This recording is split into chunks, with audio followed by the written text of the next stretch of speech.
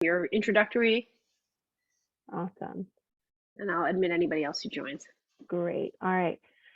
So hi, everyone. Again, thank you for joining us. And again, for anyone who may have just popped on, please have your cameras on if you can, and you will be muted during the event. But if you have a question, I'll unmute you, or you can put it in the chat box. So I'm Miriam Green. I'm Director of Marketing and Alumni Affairs at American Friends for Hebrew University.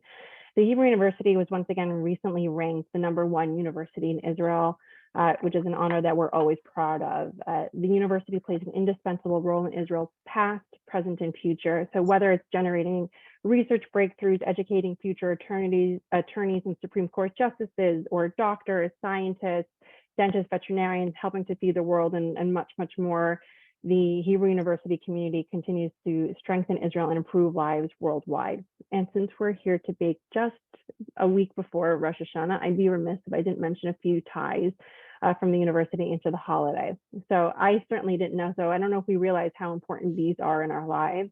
They're the world's one of the most important pollinators for food crops, and 1 out of every 3 bites we consume relies on pollination.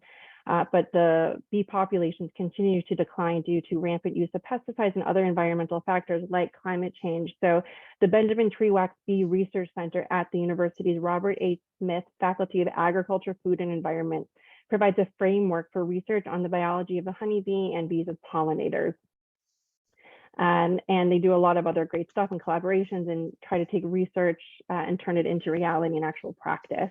And additionally, one of my favorite fruits is pomegranates, and there have been studies showing how pomegranate seed oil has proven helpful in improving cognitive function in multiple sclerosis patients experiencing cognitive difficulties associated with the disease. And another pomegranate supplement that's aimed at preventing or slowing the development of neurological disorders from MS to dementia. And this, again, all originates from research at the university. And there are many ways that you can get involved with us, from participating in future events, whether they're virtual like this or in person. We're starting to have more of those again. Letting us know your alumni story or how you got involved with us, or your photos, sharing job openings that we can put on our alumni job board, organizing a reunion, and giving to the Alumni Annual Fund, which supports student scholarships at the university, and among many, many other opportunities. So to learn how you can get involved, whether you're an alum or not, or you're interested in any of the research I mentioned or any other research going on at the university, feel free to email me at alumni@afhu.org. And also, just as a tip, make sure to stay to the end to find out our raffle prize winner, who will be winning one of Paula's cookbooks. And so now I am pleased to introduce Paula. Paula Scheuer is the kosher baker and is the author of The Healthy Jewish Kitchen, The Holiday Kosher Baker, The New Passover Menu, and The Instant Pot Kosher Cookbook. She is French trained and has done cooking classes and talks all around the world in over 230 virtual classes. She's a freelance writer, cookbook editor, and consultant and brand ambassador. She's appeared on TV 53 times, including the Food Network, and of course, she is an HU alumna. As I mentioned earlier, we will be taking questions throughout. So to ask a question, please type it in the chat box or use the raise your hand feature. And since I am more of an eater than a baker, I'm going to let Paula take it from here. Thank you so much, Miriam. And hi, everybody. Thanks for joining me today. I can tell who's baking, but just raise hands who's baking with me today, just so like I say, oh, this is going to be great. Okay, so what we're going to do, we're probably going to unmute everybody when we get to the shaping part of the rugelach so that everybody can see what we're doing.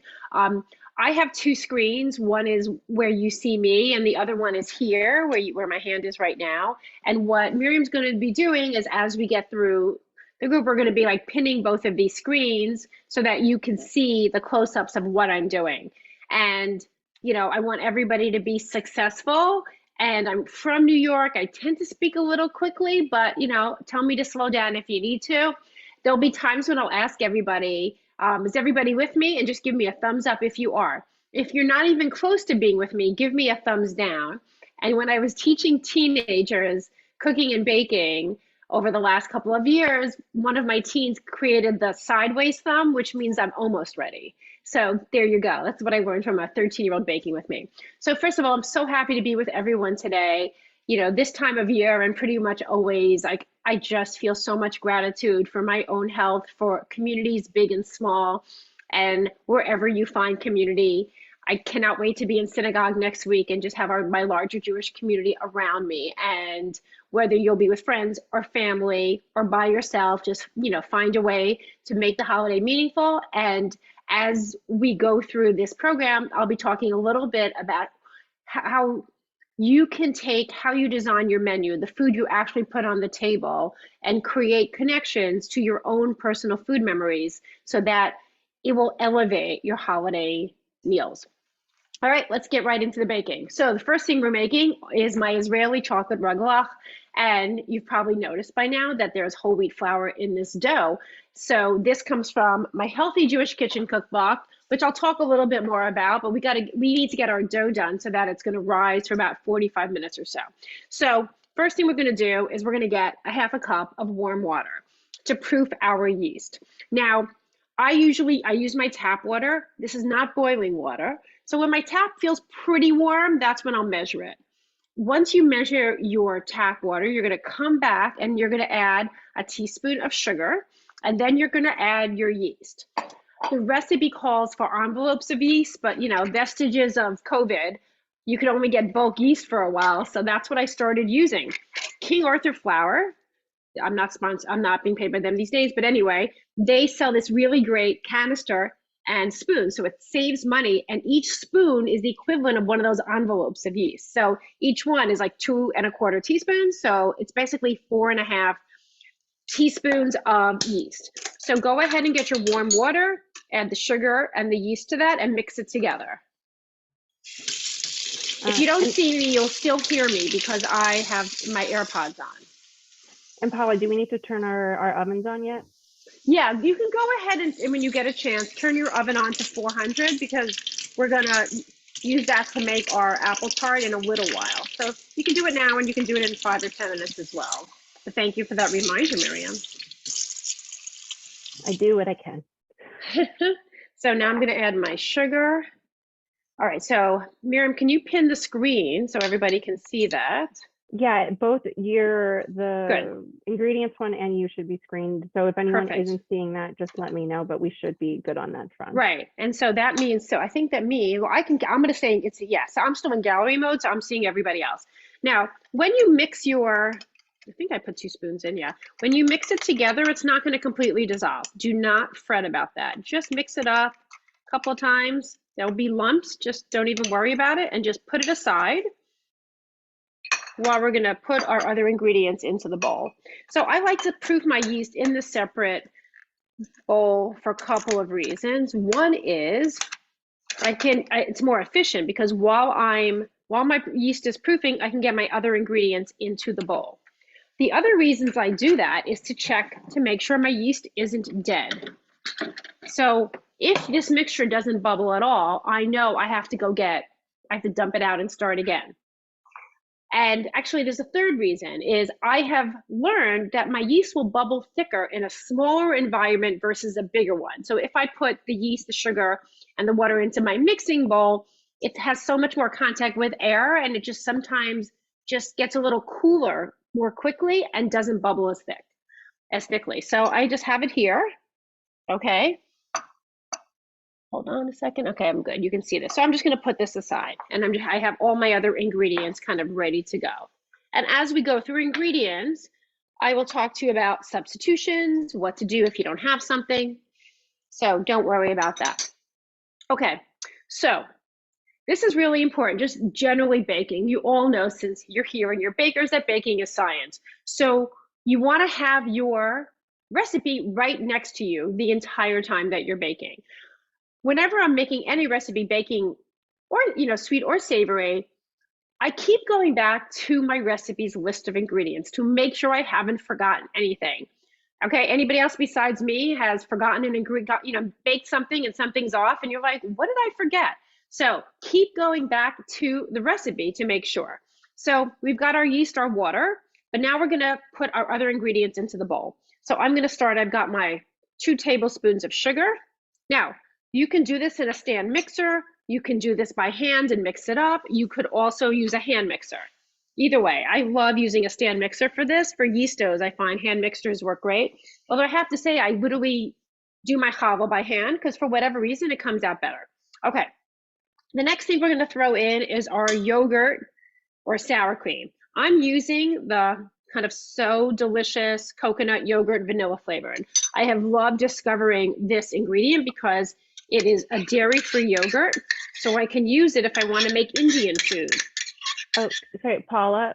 Yeah. Someone said that they can't see what is off to the right of the main screen. I don't know if we need to see. Okay, hold on. Let me move. You know what? I will move this closer. Hold on. Give me a second. All right, how about this? Is that better? Can you guys see like into the bowl? Why don't we do it that way? And I'll take this off for now and then I'll move it on. Okay, so here's the bowl. And you know what I'm also gonna do? I'm gonna give you guys another perspective here because that way you can see it on either screen in both directions. So all I have in here right now is the sugar and the coconut yogurt. And next I've got my 2 egg yolks. Really important. All recipes are calibrated for large eggs, not extra large eggs, not jumbo eggs. When I do events in parts of Brooklyn, I have learned that in the deep Orthodox parts of Brooklyn, they only sell extra large and jumbo eggs for the extra large and jumbo sized families there. So I have to insist that somebody go somewhere and find me larger eggs. Okay, so I've got my egg yolks in here. Next, I'm gonna do my coconut oil. Now, you could also use butter or margarine or any kind of fat, okay? But it's 8 tablespoons, which is also known as a half a cup. So mine is pretty soft here. I'm just gonna go ahead and dump that in. It's at room temperature. Now, if you ever decide to make a recipe with butter, because margarine and the substitutes are softer, but if you need something to be soft because you need to cream it, but what you didn't remember to do that and you want to start making your cookies or your recipe, there's a couple ways to soften butter. One way I do it is I put the wrap sticks in the microwave and put it under defrost for maybe like, I don't know, 10 seconds or so. And I kind of stop the microwave and turn the stick of butter a couple of times and it'll just soften enough to use it. Another way is I take a bowl like this with water, like hot water. Then I take a second bowl with the butter and kind of put it inside. And within 5 minutes, that butter will soften. And then another trick I actually learned from TikTok is you fill a bowl with hot water, dump out the hot water, and take that bowl, turn it over onto the butter for like 5-10 minutes, and it'll soften the butter. So those are great tricks if you like don't remember to take your butter out. Okay, next we're going to do our whole wheat flour. Okay, I use King Arthur flours just because I think that they're great. And this was one of the recipes I created for the Healthy Jewish Kitchen cookbook, where I worked really hard to create recipes that were healthier. I'm not saying this is a healthy recipe. It does have some sugar, it does have fat, but what I tried to do with that cookbook is move our community in a healthier direction. I see a question there. Can you read that out? Sure, and here's the regular flour. So what is a substitute for the whole wheat flour if you're gluten-free? Okay. So if you're baking gluten-free, then I would just take the amount of flour in this recipe, which is 2 1/4, and just use a gluten-free flour substitute. Now, I haven't tried that with this recipe. I have done a lot of gluten-free baking, and I swear by the Blends by Orly because she has one that's for kind of a yeasted dough. And you may, have to add another ingredient. It may work perfectly because a lot of her flours sometimes work completely perfect substitutions in my recipes, but sometimes not. But you'll see what if you're making it with a gluten-free flour right now, I can look at your dough at some point, which I probably will do with everyone, and see how you can fix your dough. Okay, vanilla. I'm just adding my vanilla, and I have, a full 2 teaspoons of vanilla because I'm using coconut. Now, I like the taste of coconut oil. Not everybody does. So if you're ever baking with coconut oil, add more of the flavor of the dessert. More cocoa, more vanilla, more lime, more vanilla will neutralize the taste of the coconut oil. Because when people eat these rugelach, they do not taste coconut. All right, so now at this stage in the recipe, and this is my habit, I go back to the recipe and I go through every list on my list of ingredients and make sure I have not forgotten any. All right, we're good. All right, I'm just gonna put these out of the way and then I'll show you what my yeast looks like, and then you'll tell me if yours looks similar.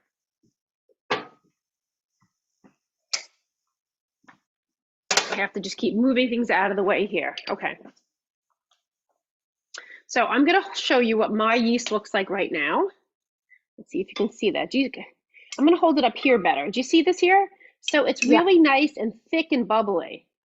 You want it to do something. It needs to change in some way, okay? So as long as it's thick and bubbly, you can go ahead and dump it into your bowl. And then we can get ready to mix this together, okay? So I'm pouring in my yeast. And now we're going to mix this together. Now this recipe, we're making a chocolate filling, but you can definitely use a lot of other ingredients in this, which I will talk about. All right, I'm going to use my dough hook here, and I'm going to start mixing this together. Always have a silicone spatula nearby. Silicone spatulas are among my favorite creations in the world. It's probably up there with stretched denim as like the best ingredients of like the last 10 years, 15 years. Whenever you're mixing anything, I always start slow, and then I'll build up speed if I need to. But we're going to want to scrape down the sides of the bowl.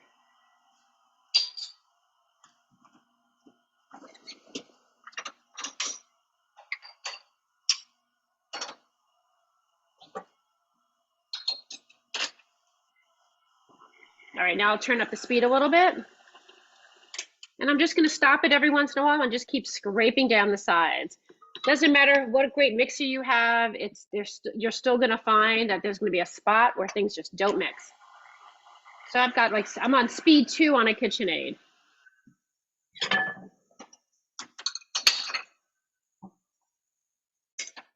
So Paula, while this is mixing, do you want to tell us how you got into baking? Absolutely.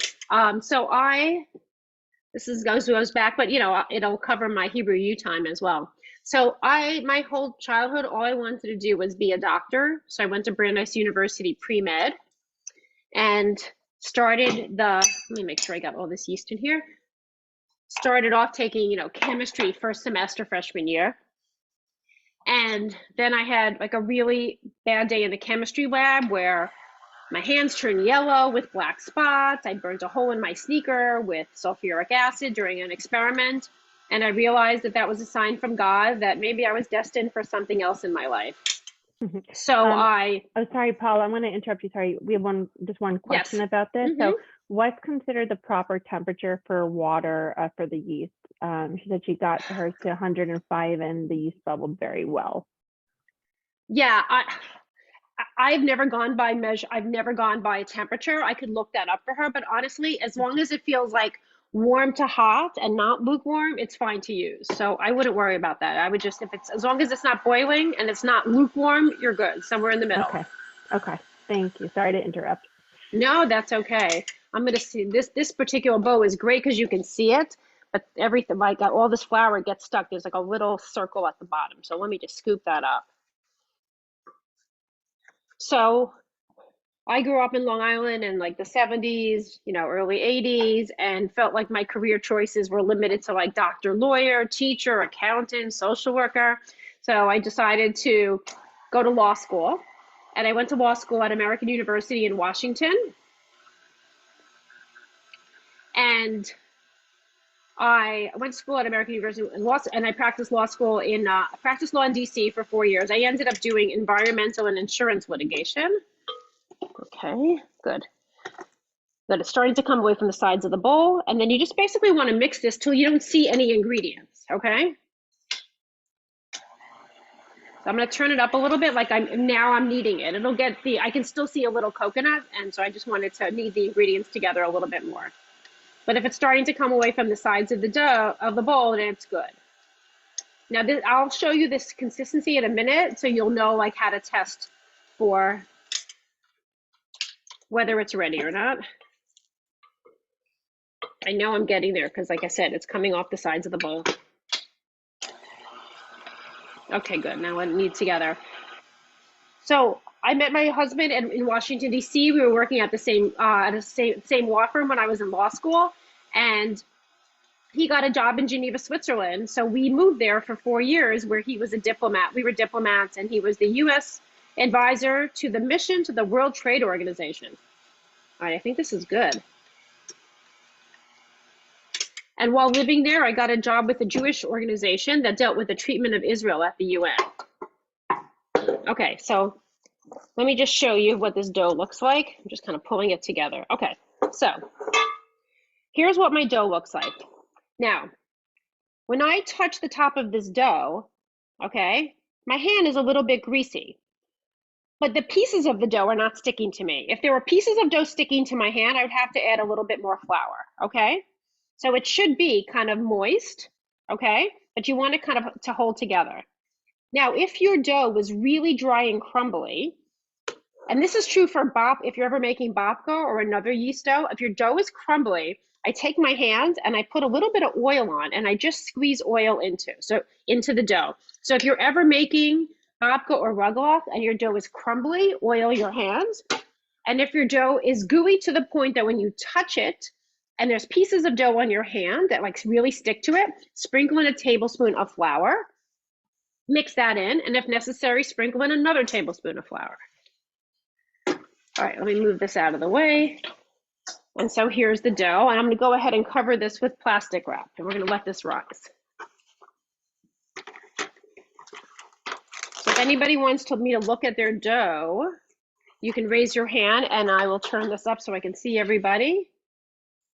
This dough I have a completely different dough for babka, and my babka dough is on my website, thekosherbaker.com, and I call the posting is babka variations because I have so many different shapes of babka there. So my babka dough is a different dough than this. This is that one is a little more of like almost like a cakey yeast dough, which I really love.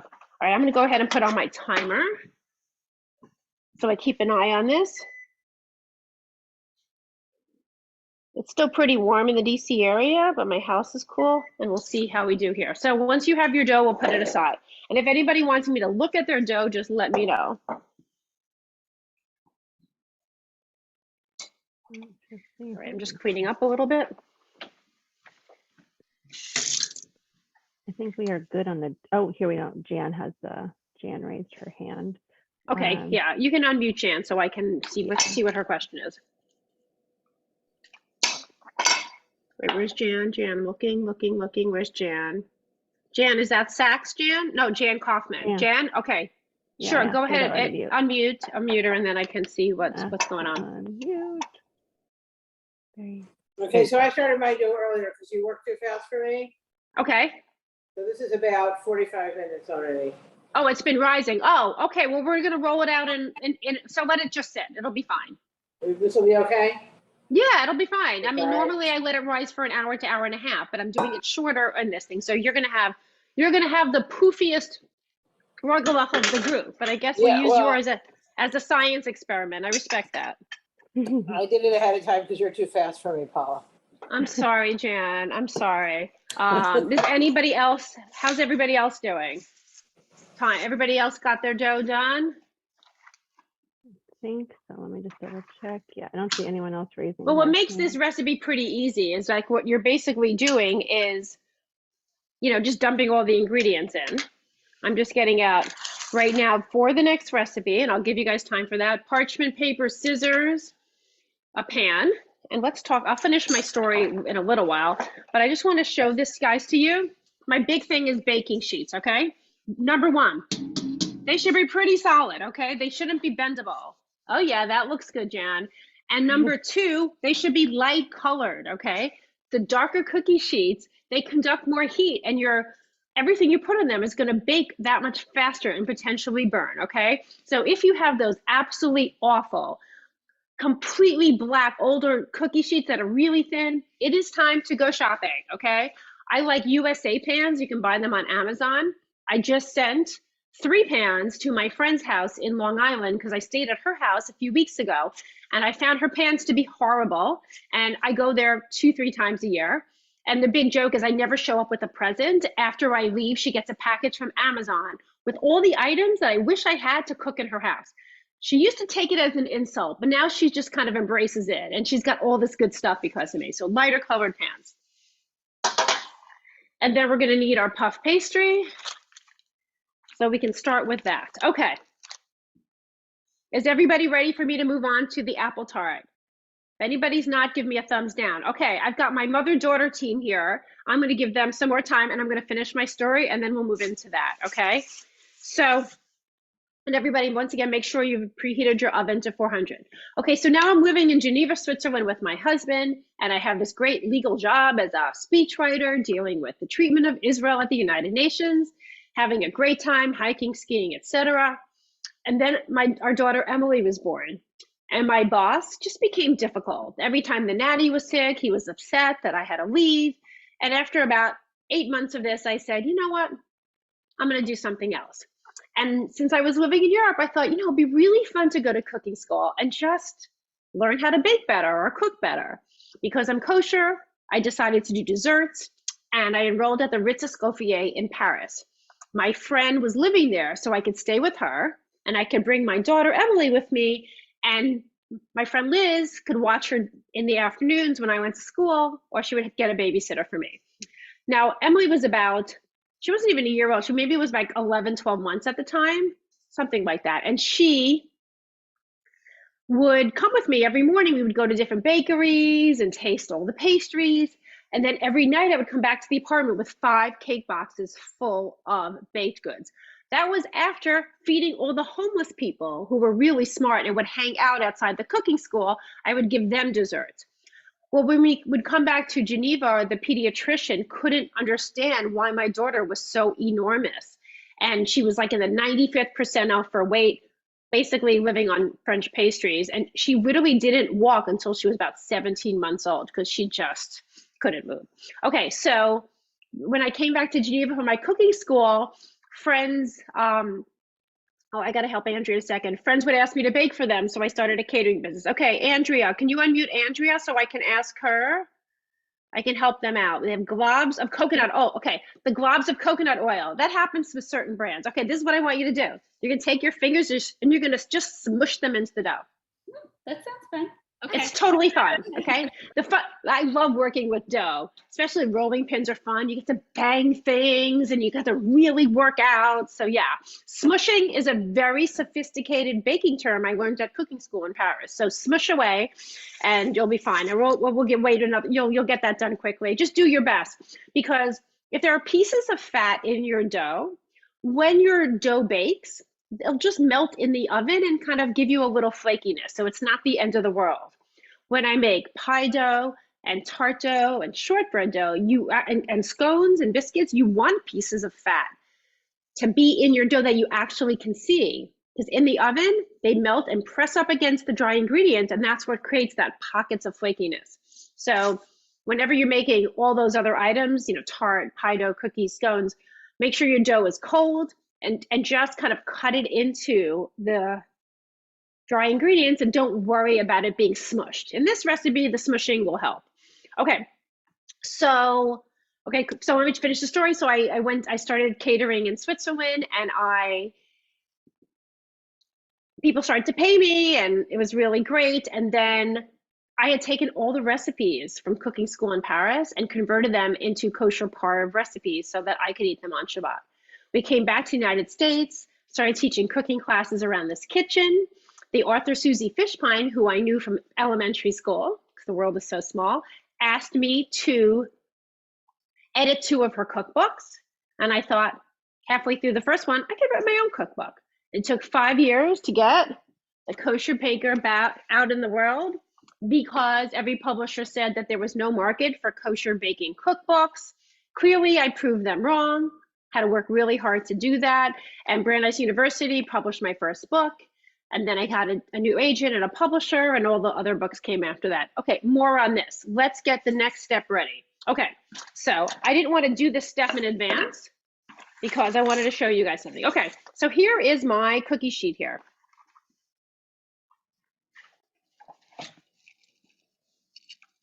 Now you can buy pre-cut sheets that fit, and that's great. This pan is actually a Pampered Chef one, which is really good. So I just want to show everybody how I do this. I'm just going to kind of tear a piece of parchment paper, as close as I can get to the side of the pan. Okay, so this is something, people do this all the time. People constantly throw things on their parchment paper, on their cookie sheet like this. And I guess it works for vegetables and some other things, but if you have cookies and they're in these sides, the sides of your cookies are going to bend because the parchment isn't flat in your pan. So what I do is I will take my parchment paper like this, push it into the corner, use my like fingernails to create like a little seam here. And then I take my knife. Having a knife dedicated for kitchen use is really important. Now that my 4 kids are out of the house, I don't have to worry that they're going to steal it for arts and crafts projects, but they certainly did that for years. I have 4 kids between the ages of 22 and a half and 27 and a half. I have a daughter who's 27 plus. I have a son who just turned 26, and my twins are 22 and a half. And they're all coming next weekend. I'm so excited. Let me make sure I have the right seam here. Hold on. Yeah, there it is. Okay. So you want the parchment to lay flat in your pan, because we're going to roll out the puff pastry exactly the size. There you go. Now, insider tip, you're going to have like an extra piece of parchment here. Do not throw this out. I keep those in my drawer near my stovetop, and I use them as like a spoon rest. When we melt chocolate later, I'm going to use this to put my spatula or my whisk on with chocolate so I don't mess up my counter and I don't have to wash anything else, okay? So literally keep these little scraps of parchment. They're very useful. And we actually, Jen Weiss said that the parchment paper is made to fit perfectly the vertical way and there's no need to cut with scissors. So that's an interesting tip too. Right, there you go. And also, like, I bought pre-cut parchment paper from a company and it turned out to be like really poor quality one, and things actually burn on it and the paper burns. So that was really annoying. Okay, so now I've got my thawed puff pastry. I use the Pepperidge Farm puff pastry, and I've been always very happy with that. Okay, so let me move this here. So take your parchment paper kind of in front of you and just put it here. And what I'm going to do is I'm going to sprinkle some flour. Now, if you've ever tasted your children's challahs from kindergarten, you know what dough tastes like when you sprinkle too much flour on it. Okay, some of you know what I'm talking about. People love to sprinkle flour. So I'm going to show you how I actually learned to sprinkle flour in cooking school in France. Okay, you take your fingers and you're going to pinch.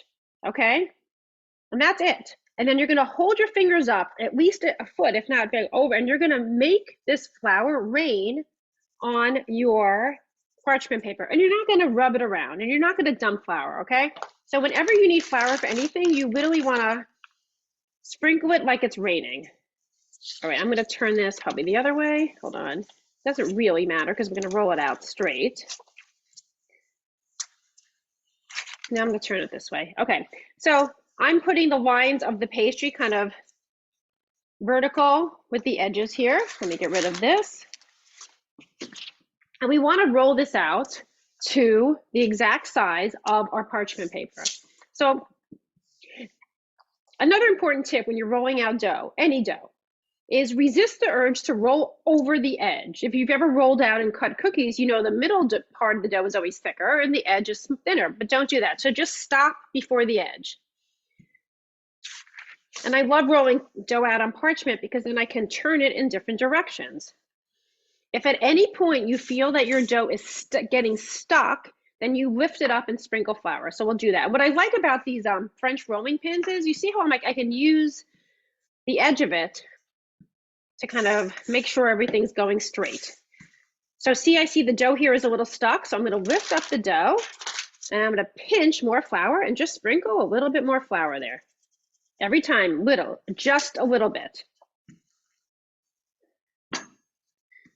So take your time, just get this the size of your parchment. And you can have a knife nearby or even your scissors and trim it if you need to. And it does shrink a little bit in the oven. So just get it really all the way to the edge. And we're making this dessert with apples, but I did this on television maybe about a month ago or 2 months ago with, I think I did it with nectarine. I think I did it with peaches. Yeah, I did it with peaches. I've done this with plums. This is such a great way to make a pie because you're serving that many more people. Now, if you go to my website, thekosherbaker.com, you'll get a pop-up to sign up for my newsletter. And if you do, you will get a recipe for a blueberry slab pie. I realized a long time ago with 3 sons that an 8-inch pie was not feeding anybody except for 2 of these boys. And if I didn't get to that pie first, I was not getting any pie. So I started making 9 by 13-inch pans. And now I make pies in these giant pans. And now I get pie when they're all around.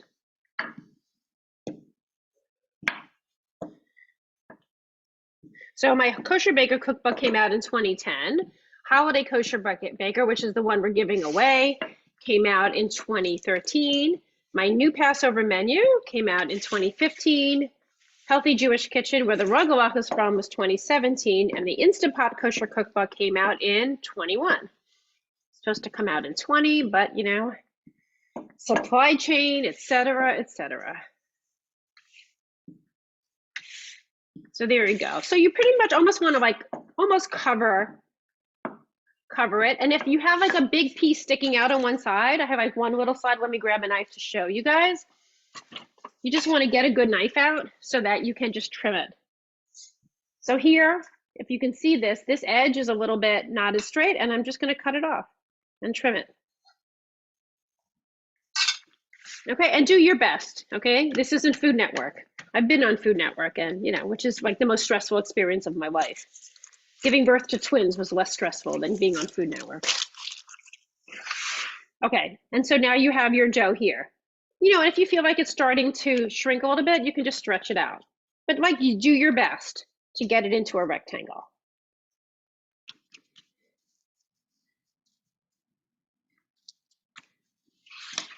So let me see what I'm doing. I'm literally just stretching it. Okay, so let me see how, and is anybody not ready yet for the next step? Let's see how everybody's doing. Wait, I couldn't see what you were motioning, Jan. Okay, so the next part is, I'm gonna grab. Jan needs a minute. No problem, I can wait on that. Okay. Down. You got thumbs down. Okay, I'm gonna put my rolling pin away for the next recipe. Oh, I can see that my rugelach dough is already starting to get a little bit thicker. Okay, so yeah, I feel like I've been very blessed to have a career where it's allowed me to meet so many wonderful Jewish communities. So pre-COVID, I was, you know, traveling to communities big and small, you know, teaching cooking and doing cooking events. I'm just now getting back to doing events in person, although obviously there are still many that are virtual, and those have been really fun for me too. I think it was a 65th birthday party for a group of friends from middle school. There were 5 of them, and we did a whole meal together, and we became such good friends. I started playing mahjong online with them during COVID, and so that was really great because, you know, it's not as easy to build community like I do with events in person. So wherever you guys are, oh, he's really cute, Miriam. Wherever, I like those cheeks. Wherever you guys are, I'm happy to come out to your community at some point to do a cooking event for your group, which is, you know, my favorite thing to do. It's just to be in a room with a bunch of people who just like love baking and cooking. And I especially like going to the smaller Jewish communities, the places where they don't have bakeries, they don't have takeout, because these are women who really cook and really bake and really value cookbooks, because they can't just go next door. You know, when I'm doing events in New York and Miami and LA, they don't have to make or cook anything. You know, one of my jokes about being in Israel is that whenever I always wonder that if I lived in Israel, would I actually bake? Because the bakeries there are so fabulous. And Jerusalem, you know, where I lived for when I went to Hebrew U, has always been a great place for bakeries. But now it's like other level. And yes, anti-Semitism in France is a terrible thing, but it has resulted in so many French pastry chefs moving to Israel. So I can get almost a better croissant in Tel Aviv than anywhere in France. Like, it's unreal how great the pastries are. All right, is anybody ready for the next step? Let me know. I'm looking for thumbs up or thumbs down. I see a couple thumbs up, thumbs up. All right, I think we're almost ready to go. Okay, so I will continue sharing more. Well, okay, I'm going to tilt this here. Okay, so now we've got this big rectangle of dough, and basically you're going to need a fork. Now, the first thing we're going to do, we want to create a border that's about 1 inch. So I'm going to take my fork and I'm going to make make little dots, sort of about a 1 inch border. And once again, nobody is judging you, so it doesn't have to be, you just do your best. So we're going to create a border. And the reason we're doing this is so the edges will puff up. Now this recipe, the apple tart, is from the Holiday Kosher Baker Cookbook, the one that we're giving away. And that book is organized by Jewish holidays. So I have a whole chapter of Rosh Hashanah and kind of Yom Kippur breakfast recipes. I have a whole chapter of different donuts for Hanukkah and Hamantashen and this book. Who's my gluten-free person? Who is the wave? Who's the gluten-free person? Okay, so my Holiday Kosher Baker book has 37 gluten-free recipes in it. I do a lot of gluten-free baking, and part of it is that sometimes I just like using when I was in cooking school in France, we did just so many desserts using almond flour because it tastes so good. So now that I've made my little border here, okay, I'm going to hold this up even more. Can you guys see that I have this like border around? So now that I've got, it's almost like a frame, I'm going to take my fork and I'm going to dock holes all over this dough. This is so this middle part of the dough stays flat when we put our apples on it. And there's no rules here, just kind of move it around in different directions. You just want to make sure you have enough of them. You can do them in a line. I kind of do them randomly, and then I just fill in spaces here. I like to bake from the time I was a little girl. And I used to sit in my grandmother's kitchen in Brooklyn and watch her measure cake ingredients with her hands. And, as I got older, I would look at the amounts in her hands and try to guess them and write them down. I will tell everybody here, if you have parents or grandparents who have great recipes, you need to get them while these people are still alive. Make the recipe so you can ask them the questions you want to ask them. Because back in the day, people didn't write recipes as well as us. All right, so there you go. So now I've got my dots all over here.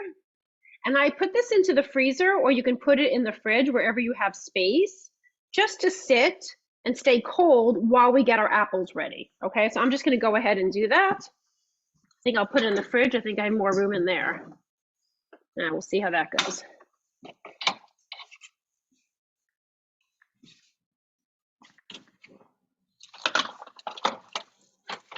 Huh, I just found out that my pan fits on my little cheese shelf. Who knew? Okay. My grandmother didn't understand why I went to cooking school in Paris. She thought, like, who goes to school to learn how to bake a cake? Like, you just bake a cake. So she didn't live to see how the kosher baker come out, but her stories, her recipes, I mean, I talk about her a lot in all of my cookbooks, even my Instant Pot cookbook, where I came up with Instant Pot stuffed cabbage with her recipe. So before we do the apples, I'm just going to go ahead and mix up my cinnamon sugar. So I have the amounts here just to be sure. Hold on. Where's my amounts?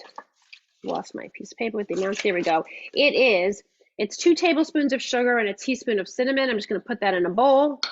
And I'm just going to use a fork, that same fork that we use, and like mix that up a little bit.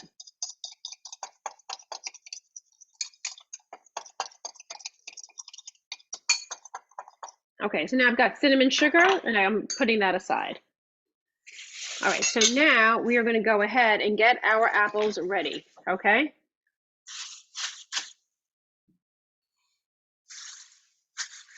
So basically what we're going to do with our apples is we're going to you can peel and core them. I'll show you a couple ways to do it. I've just got a garbage bag over here. So I'm going to go, and when you're making this recipe, like more or less, I try to use apples that are around the same size. Sometimes it'll take 3 or 4 apples, sometimes more. It really varies depending on the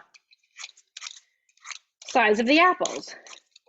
And I like to use Gala or Fuji apples, but I've made this with any apples. I've done it, like I said, with nectarines, peaches, and pears.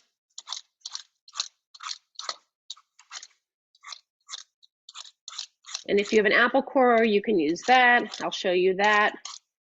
And I'll show you another way if you don't have an apple corer. Let me just grab it. People move my things around and they just disappear. All right, I may not be able to show you how to use the apple corer. Who stole my apple corer? Hold on. All right, I guess I'm gonna show everybody how to do this without an apple corer. There you go. Okay. I'm gonna peel all the apples first and then slice them. And you always wanna do your apples at the last minute before you're gonna put them, you know, kind of on your recipe so that they don't turn color. And you can also do this with green apples if that's what you have. So getting back to my grandmother, so I have all these vivid memories of being in her like pink and yellow kitchen, like very 1970s, and just having this wonderful time with her. So 35 years later, after I used to spend time in her kitchen, I was now doing like these cooking classes, but you know, in person and traveling all around. And I get referred from one place to the next. So I got an email from a woman in Brooklyn asking me if I would do a cooking class in her rabbi's house for the women in that community. So I call her up on the phone. She had heard about me through some other people, and you know, she heard about my book and she would love me to come. So I said to her, am I going to do this cooking class at 3844 Lime Avenue in Seagate, Brooklyn? And she says to me, she's shocked, she says, how do you know? I'm going to start with 4 apples, and if I need more, I'll add another one. How do you know the address of our rabbi's house? And I said to her that that was my grandparents' former house. So I did a cooking class in the same kitchen where I used to watch my grandmother bake. Now the kitchen had been more tastefully redecorated, and I did this event for about 60 women, including my mother, my father, my aunt, and my daughter. And I thought I'd be really overwhelmed when I got up to do this class because grandma was already gone. I'm pretty sure I'm gonna need 4, need 5 because these are kind of small.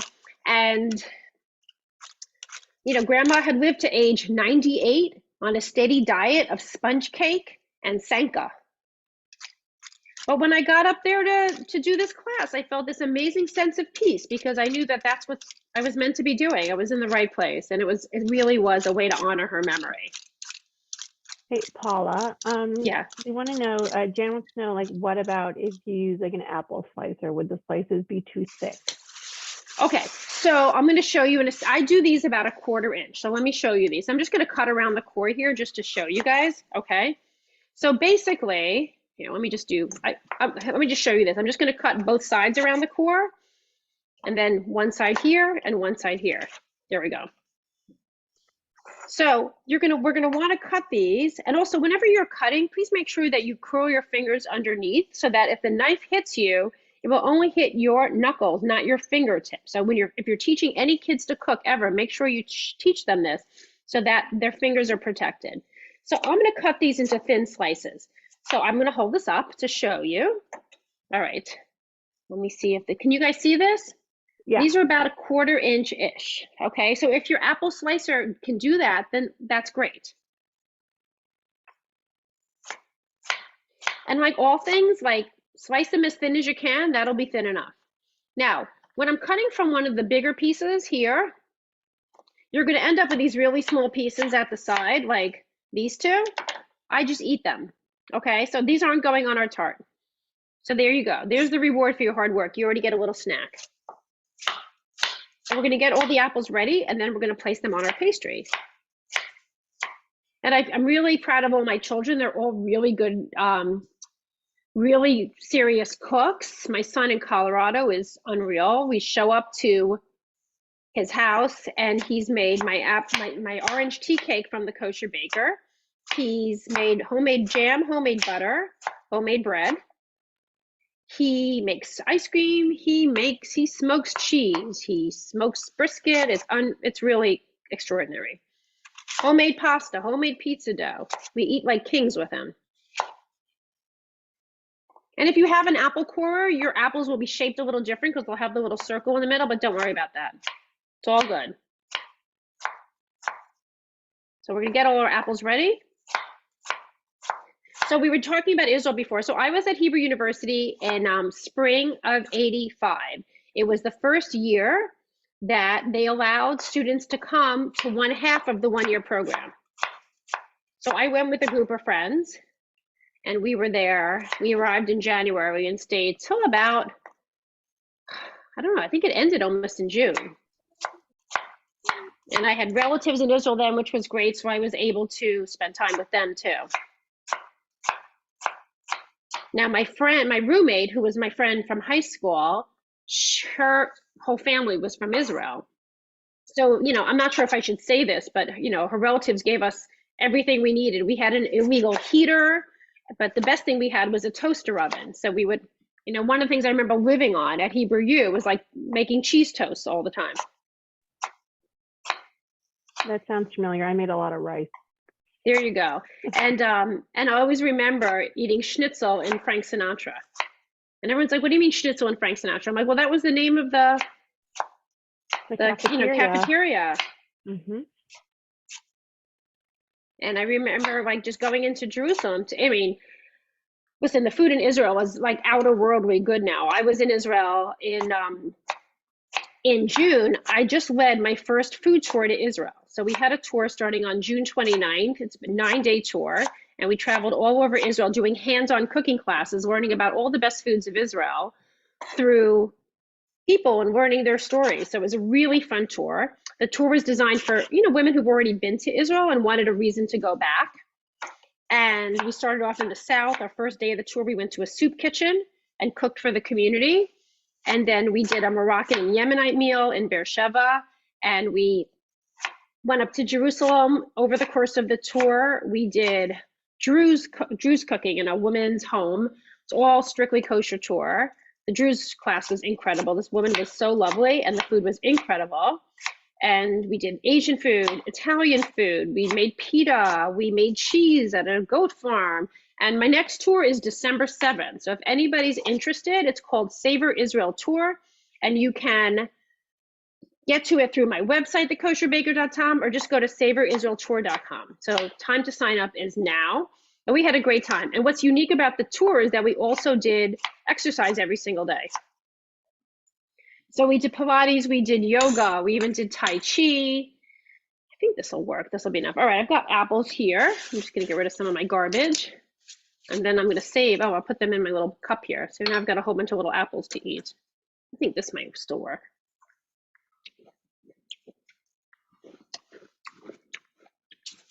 And I've got my extra apple peeled over here if I decide I need another apple.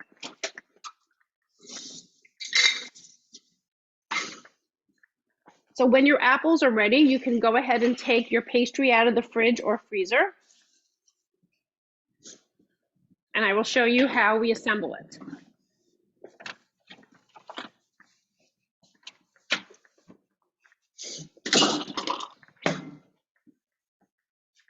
But I had so much fun on the tour myself, and it was a lot of work. We had started working on this tour in, I don't even know, in 19, and we were launching in summer of 20, but obviously we had to keep putting it off.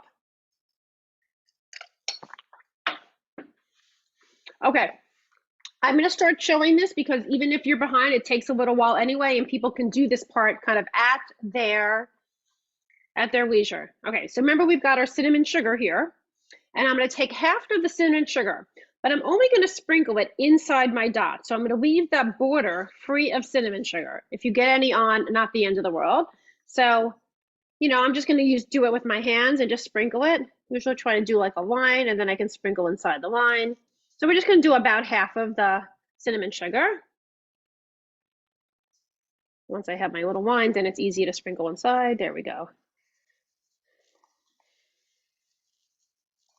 And if you end up sprinkling more on the bottom of it, that's fine too. That's usually what happens to me because I want to make sure that I get enough cinnamon sugar flavor here. If you wanted to like up the game on this, you could put a little ginger into this or cardamom.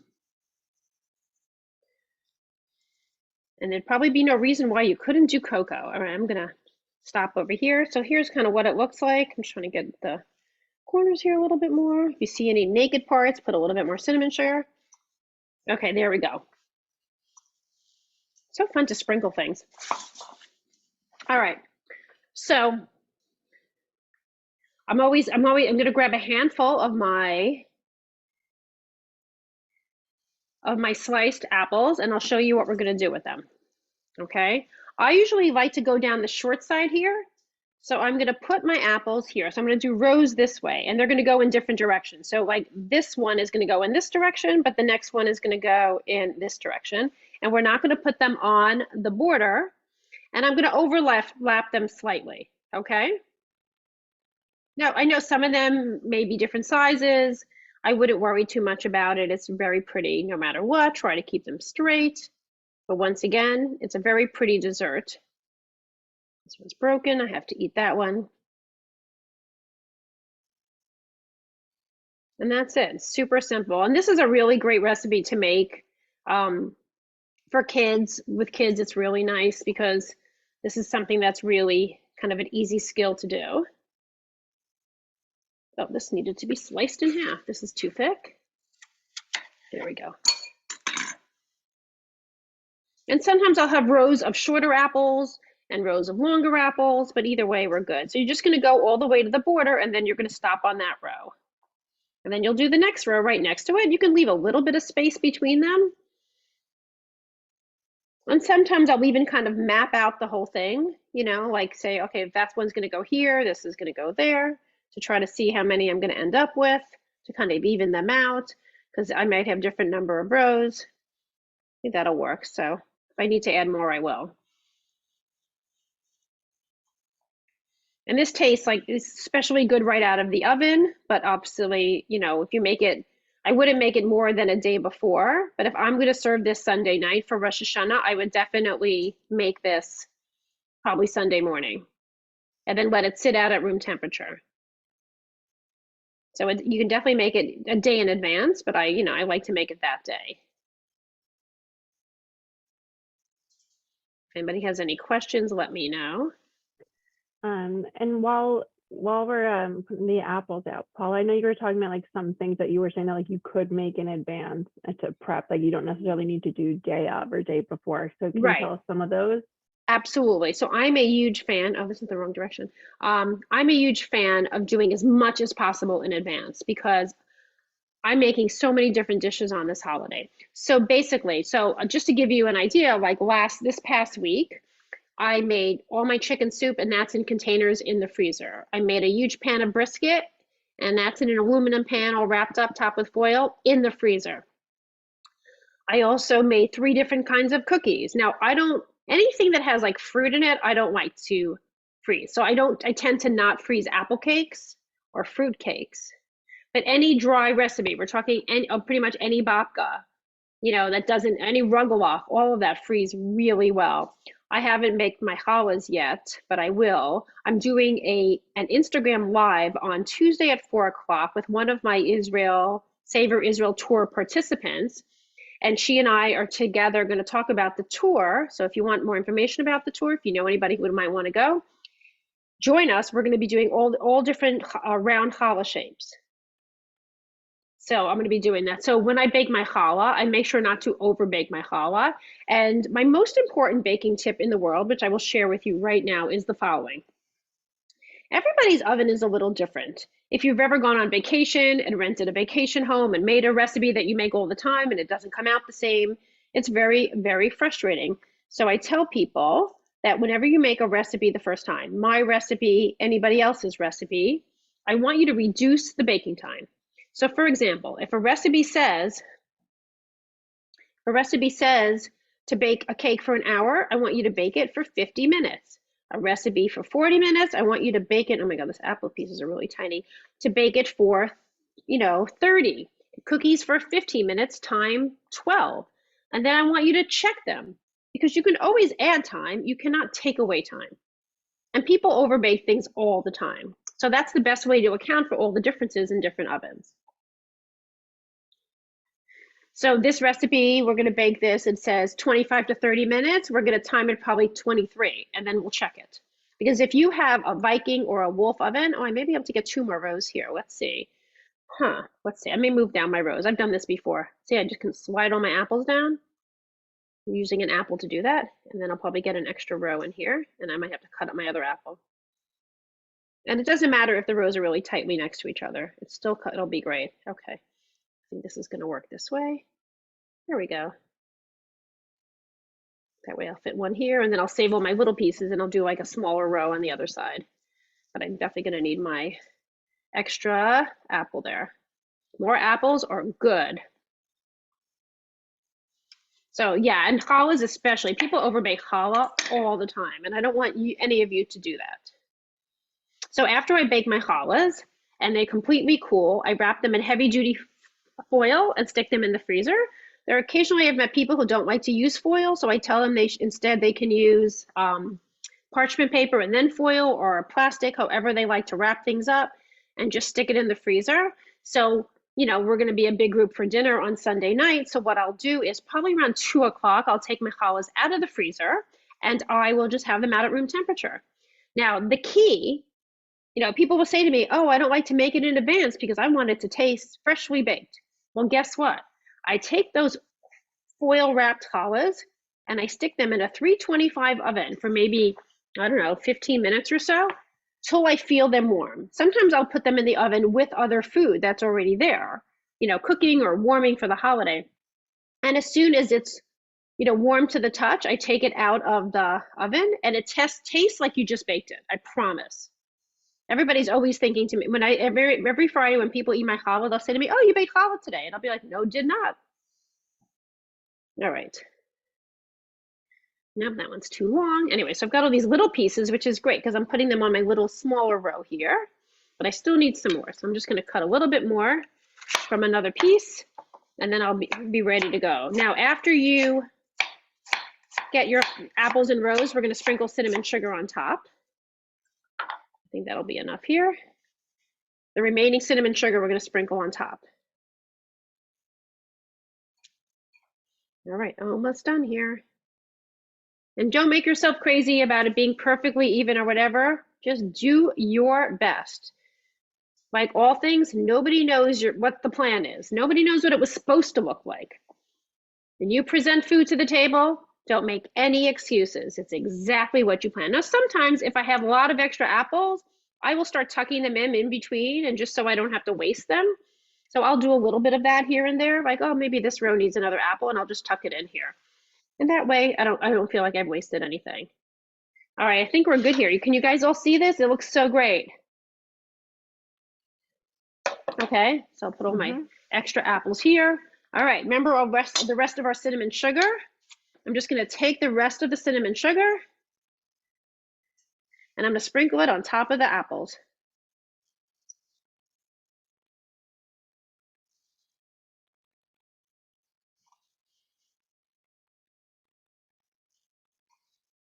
I kind of like to go in different directions. I try to do it up high so I don't get like big clumps of it, but it'll be pretty no matter what. My daughter loves cinnamon, so she's always very excited about this recipe. And I really like pie. So what's really nice, and I would make this all summer long with like different fruits. This is a great recipe if you're having a party and you know you want to serve a lot of people, because I cut this into 20 servings. I mean, granted, my boys will eat multiple servings, but yeah, but that's the idea. Yeah, Paula, when you make it with other types of fruit, does that change the length of time you need to bake it for? No, not at all. Because you're going to bake it until it looks golden. Okay, I've used up as much as I want to use here. All right, so this is what it looks like, and I'm going to go ahead and put this in the oven. It says 25 minutes, but I'm literally going to bake it for, I'm going to put it in for a 23, and then I'll check it. Even my own recipes, because, you know, since I wrote this recipe, I got new ovens. I have 2 ovens here, and I bought 2 single ovens for a reason, so I can test recipes, but one of my ovens is a Wolf, which is like a higher end oven, so it runs a little hotter. And the other one is a GE. And I have to tell you, I love my GE oven. It is so true to temperature. It's just great. All right, can you remind everyone what the temperature? Yes, we're going to bake this at 400 degrees Fahrenheit. Yeah. If anybody's, I don't think anybody's from Europe, so I do have the Celsius written down. We're good. Okay. All right, so I'm just going to clean up here briefly, and then we'll get ready to do the rugelach. Now, the Ruggerloff recipe actually makes 3 batches, and I will show you how to make one. And if people have time and want to hang out with me to make more than one batch, you guys will let me know. And it's also, I'm happy to do it at least twice, because that way, if you don't see it the first time or I'm going too fast, you'll see it 2 times, and that way you'll be able to kind of master that.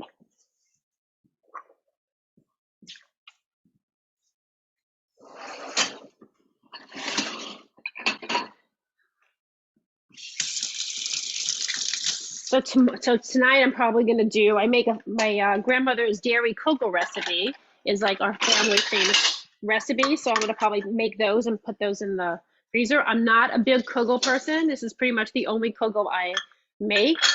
I feel like, why turn your vegetables into bread? I mean, your vegetables into cake. I'd rather eat cake. But I will tell you that when I criticize cocoa, people yell at me around the country. So I try not to do that too much. Okay, good. We're basically almost at 45 minutes. All right. How is everybody doing assembling? Everyone, All right. we got thumbs up. We're getting thumbs up. But I'm happy to wait. The next thing we're going to do is make the filling for the Ruggerloff. So I'm just going to get those ingredients out, and then we will talk about those. We will need more flour for sprinkling, so have that ready too. And, you know, we used parchment for the last recipe, but I have a silicone baking mat here. I like these because I can reuse them and it's less waste. So you can buy these online. They're really great.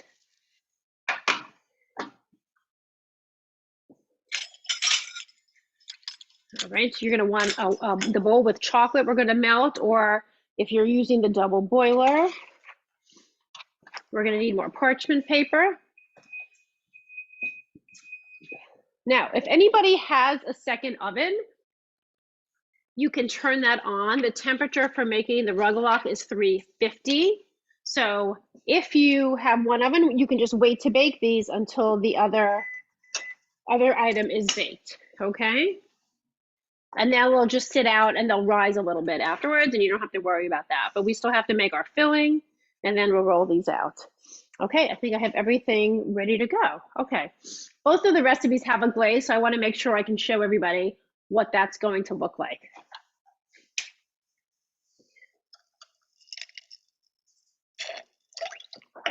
And if anybody has any questions about planning menus, a couple of tips. If you're like me and you're doing multiple courses on this holiday, so we're having challah and honey, apples and honey, we're having challah and honey, we're having gefilte fish, matzo ball soup. That's already more food, like a whole meal for me. And then you're serving so many dishes and then dessert. Just know people are not eating so many desserts after your Rosh Hashanah meal. My kids, my family, they're eating more desserts, kind of a nosh time, maybe after lunch on Yom Tov, after we come back from shul and eat, or maybe at 4 o'clock when we'll have coffee or tea. People are really full, so you don't need to have so much for dessert. This Ruggerloff from me is going to go in the freezer, and I'm going to warm them up and serve them as part of my Rosh Hashanah dessert. So just know this is also a great one to do in advance. Okay, I'm going to get started on making the filling for the Ruggerloff. So what I have in this bowl is my 10 ounces of bittersweet chocolate. You could use any chocolate. If you're working with kosher chocolate, bittersweet and semi-sweet, they're not that different. I buy good quality chocolate. There's a Swiss company called Alpros, but I also buy in big blocks. Wait, I'm going to show it to you guys. You're not even going to believe what this looks like. I buy this from Amazon. Can't even lift it. It's literally a workout. Okay, ready for this? Can you guys see this? That looks like heaven. This is what kosher caterers use. So yeah, it's Calabo chocolate number 811. It's a dark block, and I just hack into it and use a kitchen scale to weigh out what I'm going to use. Now, if you have a double boiler, you can melt this over a double boiler. I melt all my chocolate in the microwave, and I have a very specific method for doing so. So I will put this in the microwave for 1 minute on high. Then I'm going to take it out and I'm going to mix it. Not that much of it is going to be melted, but that won't bother me. I'm just going to, whatever little bit is melted on the bottom, I mix into the top. Then I'm going to put it back in the microwave for 45 seconds and stir it again. each time trying to use the melted part to melt the unmelted part. And then I'll do another 30 seconds if I need it, okay? You don't want to put your chocolate in the microwave for 3 minutes because it can possibly burn. You're going to want to have both a whisk and a spatula ready to go.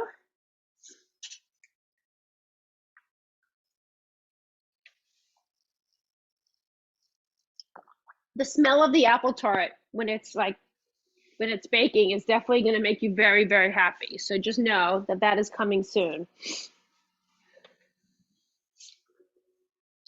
All right, while we're waiting for the chocolate, I wanted to talk a little bit of how this Healthy Jewish Kitchen cookbook came into existence. So my publisher at the time had contacted me and said, hey, would you write a cookbook, a Jewish cookbook, kosher, that emphasizes like a healthy approach to eating? And in general, that would be a great idea for me because people always marvel that I'm not overweight because I'm always making desserts. So basically, I've had to devise a way to eat so that I can balance out all the desserts. When I wrote the Holiday Kosher Baker Cookbook, I had 70 desserts in my kitchen. I'm just showing everybody here. I have the chocolate, and I didn't even cut it up into that small pieces. I don't even bother anymore. I'm going to literally stir this for 30 seconds. So I typically eat just a lot of healthy food, a lot of salad and protein and yogurt and fruit for breakfast. I don't eat a lot of heavy food because I really love my desserts. So did you notice how I'm just mixing the melted into the unmelted part? And remember our piece of parchment paper before that we cut out? I've got that here so that in between my cycles of melting, mixing the chocolate, I have a place to put my spatula so I don't make a mess. So you see how I'm mixing this for like really 30 full seconds? And I'm going to put this back for 45 seconds.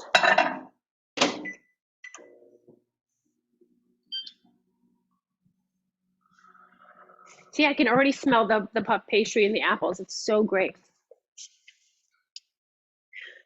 The only challenge was when I got the call from my publisher to write this cookbook, the Healthy Jewish Kitchen book. It was about 5 weeks after my mother passed away from a brutal battle with lung cancer that was like 12 weeks from start to finish. And I was on the sofa every night, after Minion. Okay, 10 more seconds. Basically hanging out with my two best friends, Ben and Jerry, eating my feelings and just trying to get through the day. And when I got this call to write the book, I really didn't have the energy for anything. But I did realize that I couldn't stay on that comfy sofa forever. It's right over there. And I love writing cookbooks. Like literally, this is my happy place. I'm in the kitchen. I'm creating desserts. Like this is what brings me joy in my life and sharing. People who just are savory cooks, like you're cooking to survive. But people who bake, we're not baking to survive. We're baking to celebrate. We're baking to comfort. We're baking to uplift people. I love that. I really just love writing cookbooks. I really do. So I decided, why not? I'll get off the sofa and I will write this healthy cookbook. And I have to say that I started taking recipes from my past, my grandmother's, mine, lowering the sugar, the salt, and the fat, and taking recipes like grandma's stuffed cabbage and discovering with dark meat turkey and brown rice versus white rice, it still tasted like grandma's recipes. And working on this cookbook helped me lose the shiva weight because it's all natural ingredients, no margarine, no puff pastry, no soup stock, none of that, no jarred sauces at all. And having this project was so uplifting and it just gave me purpose and hope, which was just what I needed, to get through that darker time. So as I'm stirring this, you see that it's almost all melted. I still see a couple of pieces of chocolate, so I'm going to put it back in for another 15 seconds, and then I know I'm good. But you see the idea is to use the melted chocolate to mix into the unmelted pieces. So the idea behind the book is not to tell people you can't eat this and you can't eat that. It's an all or nothing thing. Okay, somebody can't see the bowl. Yeah, the bowl's in the microwave. Hold on, I will show you. All right, let me tilt this down. Okay, there you go. All right, so now I'm moving on to my whisk now. So now I've got my nice melted chocolate.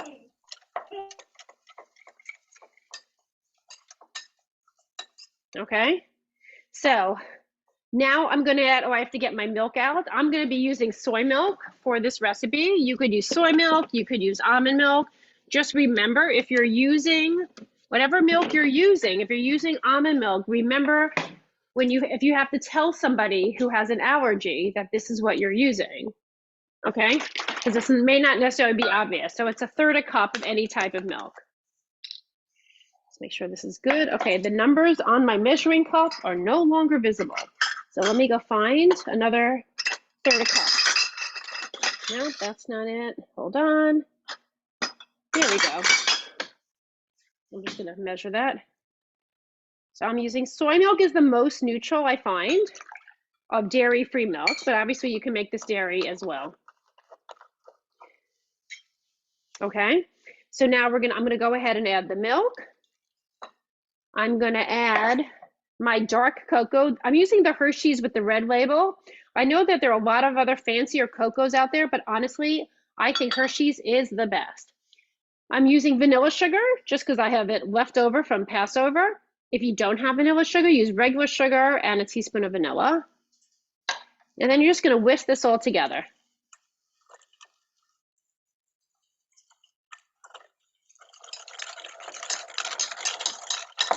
So it's like a nice creamy consistency. This needs to be spreadable. Now, there are a lot of different brands of chocolate I've learned, and some of them are more liquidy than this. So if your batter is like, when you lift it up, it's like really dripping off, like in a steady stream, then you're gonna wanna let it sit for about 5 minutes. Mine's pretty thick, so I know I'm ready to use it. It's still a little warm, but I'm gonna have it all ready for when we are gonna roll out our dough. Hey, Paula, do you have a tip also if you have like the reverse problem and it's too thick? Go put the whole mixture in the microwave for like 4 seconds.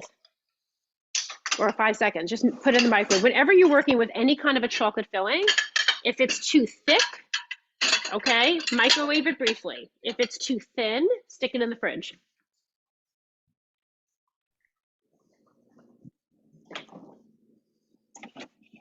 Now, for the apple tart, in terms of knowing when it's done, you're gonna want to basically look and see if like the parchment is golden. The pastry is golden and the apples look soft. You can even put a fork in them if you want. And so Jan has a question, Paul, about like with I think we're probably related to the chocolates, like if you don't have a microwave stuff, like you're using like the boiler, you're putting the glass bowl over the yes, pot. and I'm gonna just show this to you for a second so people have an idea of what I'm talking about. Okay, sorry. Insight into my bowls. Okay, I'm taking out. I just want to show you guys because this is what I do all the time. Okay, so here I have kind of a medium saucepan. So I would put water in the bottom. My chocolate goes in here, and then this will sit on top. The water can touch the bottom, but you don't want it to spill over because that would be unsafe for you. So you put in a few inches of water, and you boil it on the stovetop. Okay. Somebody doesn't have. Okay. So what kind of a bowl do you have? Can you let me know what kind of bowl you have your chocolate in? You're saying the mixture's too thick? Jan, I just asked you to unmute, so you should be able to. I just left it in my saucepan. Oh, well, there you go. I was just going to tell you, put it on the stovetop. I've literally taken, so if I have like not glass, if you have a metal bowl and your filling's in a metal bowl and mine's really thick, I will literally turn on the stovetop, hold it there for like literally 15 seconds and just heat up the bowl quickly to make it spreadable. It's possible mine will thicken up even more while it's sitting there. All right, the next thing we're going to do is get out our parchment paper because we're going to need some parchment paper to roll it out.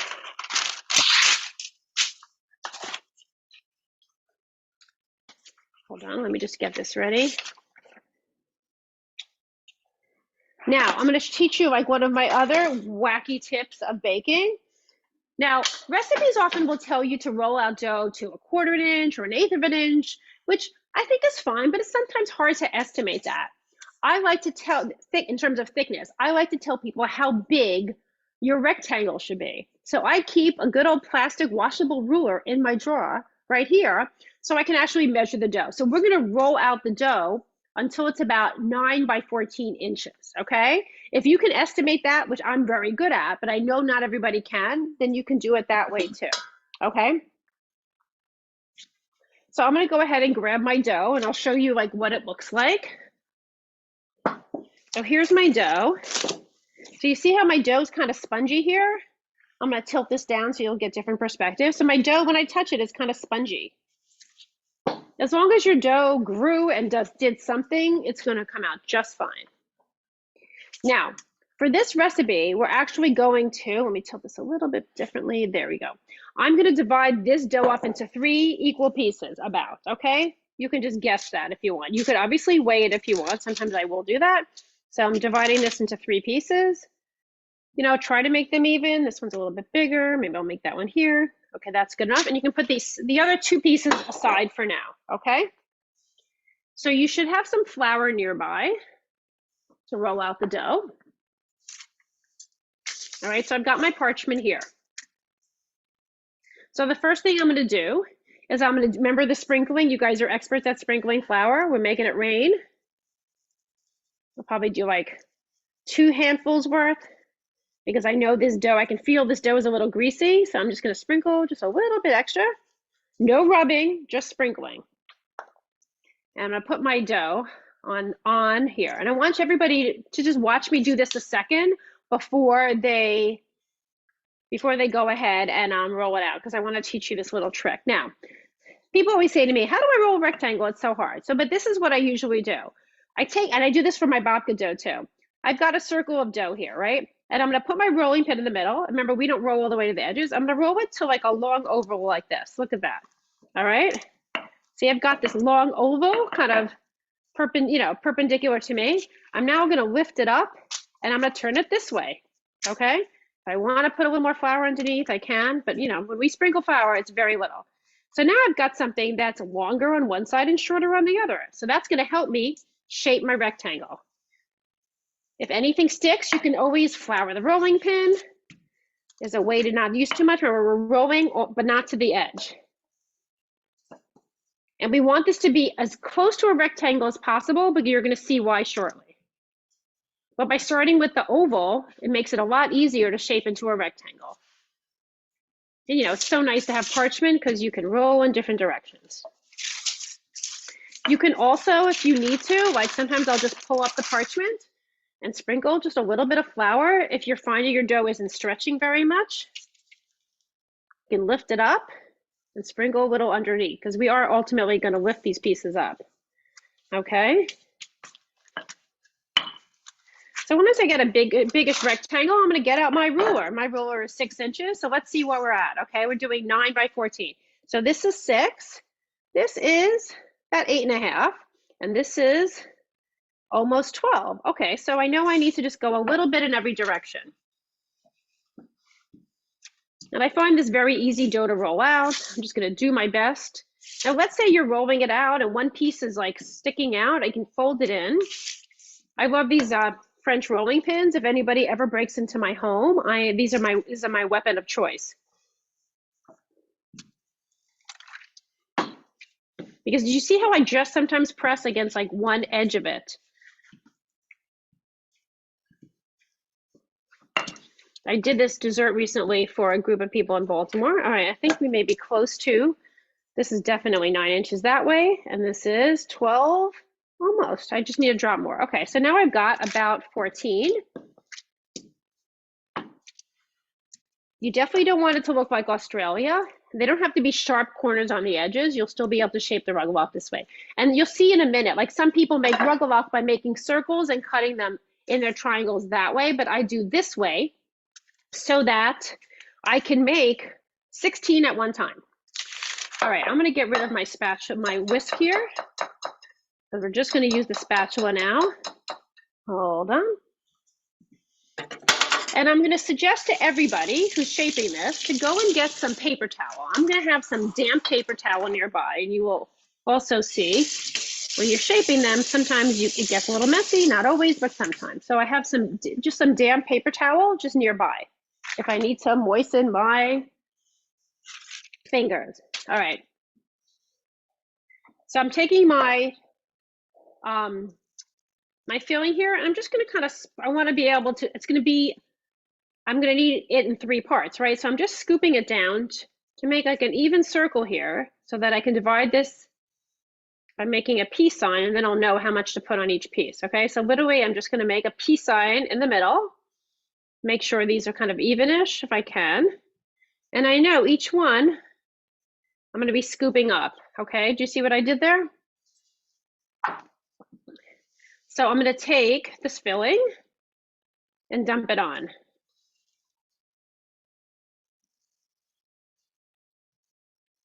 And you're just going to guess, you know, about how much, okay?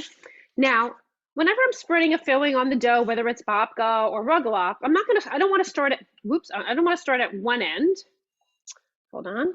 I don't want to start at one end. And let me just clean this up so it doesn't mess the outside, because I don't want to run out of my filling when I get to the other side. So this is what I usually do. I start from the ends. I make like a big X.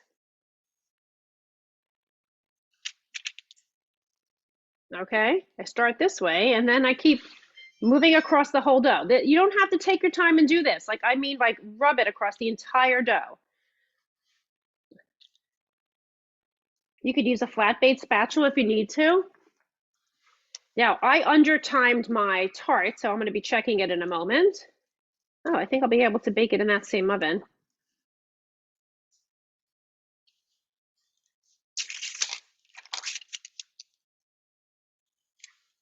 Okay, so you want to go to the edges and try to make it as even as possible.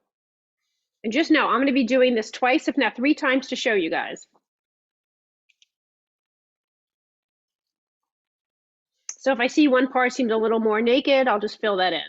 But, you know, as always, we do our best. All right, so there we go. Now I've got this covered here. Now, you can use a knife, or you can use a pizza cutter. I have a pizza cutter just for this purpose. But you can, if you're going to use a knife, you're going to want to use one with a flat blade. I'm going to check my tart, see if it's ready yet. I feel like my apples need a little bit more time. I'm giving it 3 more minutes. Because the apple, I see the crust is golden, but I want the apples to be a little softer. Okay. So this is the part where you have to kind of follow me here. Okay. Are you guys with me? Is everybody with me? I see people looking. I just want everybody to watch. Some people, it's hard for me to see. Oh, okay. Hold on. I think we need a one minute. I just got one, okay, at least fine. one thumbs down. Okay, fine. Yeah. And just know I'm going to be doing this a second time. The only thing is I can definitely wait a minute or so. Or the filling, I don't want the filling to get hard on my dough, but I definitely can wait a minute. And once again, I'll be doing this probably 3 times. So if you miss it the first time, you'll get it the second time. Okay, great. I can just go ahead and eat some apples in the meantime. Nothing goes to waste. Oh my gosh, I hate wasting anything. It was one of the things that I discovered when it was hard getting certain ingredients during COVID, is how to preserve things better. All my fresh herbs are in a planter, in water, in my fridge, like flowers, like in water, and I'll change the water every 2 days. So parsley, dill, cilantro is in a pot. It'll last so much longer, okay? Forget about recipes that tell you just use the leaves. I use the stems for everything, okay? Another great tip is, before you juice any citrus, orange, lime, or lemon, zest it. You can wrap up that zest and stick it in the freezer. You can also microwave it for a minute and dry it out and use it almost like as a spice. I usually put it in the freezer.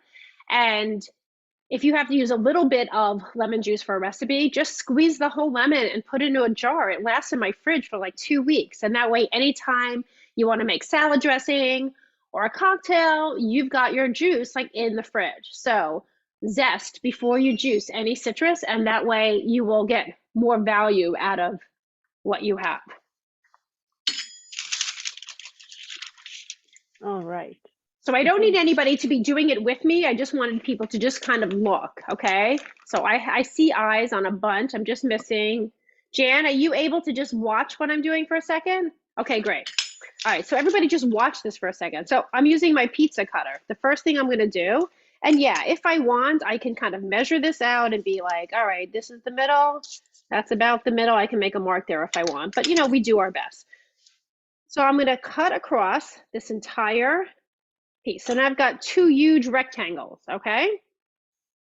That was the kind of the long way. Now I'm going to cut this again from the middle here, the short way. Now I've got 4 squares. Next, I'm going to do 2 more vertical ones this way, okay? So now I've got 8 rectangles. Let me just check on the Tart because I really don't want to overbake this. Can everyone see the cutting now? Yes? No, we still can't see the cutting. Okay. She has, they should both be pinned, but what I'll do is I'm going to spotlight the Okay, fine. Stop. Yeah, just spotlight this one so everybody can see right now. I'm going to put it into, yeah, there you go. Okay, does everybody see that now? Okay. So if you can see right now, I've got 1, 2, 3, 4, 5, 6, 7, 8, okay? I'm going to take each one of these and cut these long rectangles into 2 triangles. So I'm taking from the corner here and I'm cutting all the way down like this. So now I'm going to do one this way. You can do it with the knife as well. The knife sometimes doesn't catch the way the pizza cutter does. So you're kind of going corner to corner. You could also do one at a time, but by doing it across. And then I have these 2 corners. I'll just cut from the corner out and this way. All right. So now I've got a whole bunch of these little rectangles here. Now you know why I keep the with a wet paper towel around, okay? And you could also do this with a knife, okay? So I'm literally turning rectangles into triangles. So we're gonna roll them up from the bigger side. So bigger side, smaller point, okay? Kind of the base of this long triangle. And I'm literally taking my fingers and I'm just rolling this all the way up like this. And then I will lift it up. Okay, and you see I've got a little crescent. I can turn it like this. I'm using a silicone baking mat this time. And I'm gonna put it on my parchment curved like this. That's it, okay? I will show you another one, okay? I'm just literally rolling my fingers down. Make sure the corners are cut well. I don't have to make myself crazy to like roll them tight. It's a yeast dough, so I'm rolling them all the way up. Here's it in my hand, like really close up. I can turn it like this. Now, if your fingers start to get dirty, then I will go ahead and use my little paper towel here. So I'm doing all the bases on this side first. Come out of here, and I'm just rolling it up. It doesn't matter if you're rolling it a little bit loosely. You want to leave about an inch or so between them. And they may, like this one ended up a bigger size than the others. It's really not so bad. Okay, there's this. So here, I'll leave that one there. And then if I want to roll from this side, I can lift it up if I want to move it, if I want, or I can turn the whole page or the thing around. There we go. And I'm just rolling this up. So you want to try to roll when you're rolling. You see how I'm rolling and the point there is kind of small, still in the middle? That's what you're aiming for. So that when you get to here, you get, this nice piece in the middle. Okay, and that's the idea behind making these yeast rugelach. If you've ever been to Marzipan in Jerusalem, the place that has like the icky, sticky, sweet rugelach, right? Delicious. Okay, right, but it's so sweet. It was really interesting on my food tour this summer. I did a bakery tour in Haifa, bakery tour in Jerusalem. I went to a wonderful pastry place in Tel Aviv. That one was particularly good. I will tell you that it was very clear to my group at one point that desserts in Israel are just they're really sweet. A lot of the baked goods. Finding desserts where they weren't too sweet. Because my feeling is if a dessert is too sweet, then you don't taste the flavor of the dessert. Now, I have to tell you that there must be something about all of you on this call because these are coming out like almost as good as the ones in the cookbook came out. Like, I don't think they've ever shaped this pretty before. So you guys are a really good inspiration. I don't know what you guys did, but today it's like coming out, because I just made these a couple weeks ago and they came out good, but they didn't come out as pretty. So Whoops, this one's, okay, so I said that, and then the last one didn't come out as pretty. But the not pretty ones are really great because those are the ones you get to eat yourself. I'm gonna turn this around here and roll down this way. Now, like all things in the kitchen, you do it a bunch of times, it starts going faster. You don't want to move too slowly that, like right now I'm feeling the chocolate starts to get hard, but it'll still soften up in the oven. They just may not look as pretty going in. There we go. And then the recipe says to bake them for 12 or 13 minutes. Anybody want to know how long I'm going to time them for? I'm probably going to bake them for about 11, okay? And these are not going to have a lot of color on them. They're just going to have a little bit of color on the bottoms, okay? And I want to show everybody my apple tart. Oh, that one didn't come out as good. And you can fit more than the 8, but I'm going to go ahead and bake these so that I can, show you before I go and start working on the next one. Now, Paula, you may have said this before and I missed it, but what is the, like, I guess what happens if you don't have like the silicone sheet to put on and you can use parchment? Oh, just bake it on, yeah, parchment. Yeah, I just took it as I just using silicone this time just to show you guys the difference, that you can use either one. Okay, so let me show you this pan. Okay, can you guys see these? Okay, so this one I forgot to curve. So I'm going to go ahead and bake them so that I can show you the glazing part as well in a reasonable amount of time. Ah, wrong place. Okay, so I'm going to time it for 11 minutes.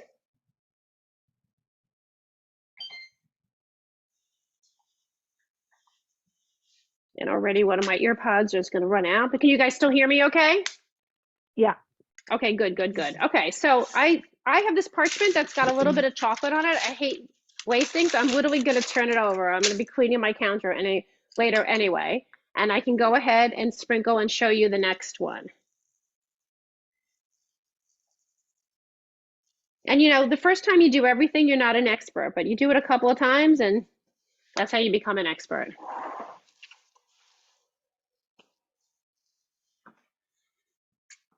So I'm going to start over again with the next one. Now, I wanted to show everybody the apple tart because I have this here. Oh, shoot, I just squished a little bit. Can you guys see? I'm going to hold this over here a second so you guys can see this. So the apple pieces, I can feel them. They're soft. The crust, this one got a little more baked, but, a little, it's going to be crispy. I can be crispy anyway. And we're going to glaze the top of this in a moment with some apricot jam, which is like a trick I learned in cooking school in Paris. So whenever you see like a tart that's shiny on top, it's typically apricot jam. And then hopefully at the end, when everyone's done, we'll have everyone display. If they're baking along, we'll have everyone display it and we'll try and take a group shot. Okay, that would be totally fun. So a couple of tips of like what happens when things go wrong when you're baking. So let's say you're making a pie and it doesn't come out pretty. You can scoop it into plates in the kitchen, bring it out to your family and friends and call it cobbler, okay? Nobody knows what you planned, okay? Just scoop it up, dump it on a plate. Let's say you make a pie and it looks almost perfect, but there's a couple of parts of your lattice or part of your crust that's just kind of broken. You actually can glue it back together with apricot jam. Powdered sugar fixes everything. And before you throw out anything that you think is all burnt, cut around the outside and see if you can still salvage it. I once burned a babka and I really cut out all the sides and then I completely cut out the sides and was still able to serve the middle.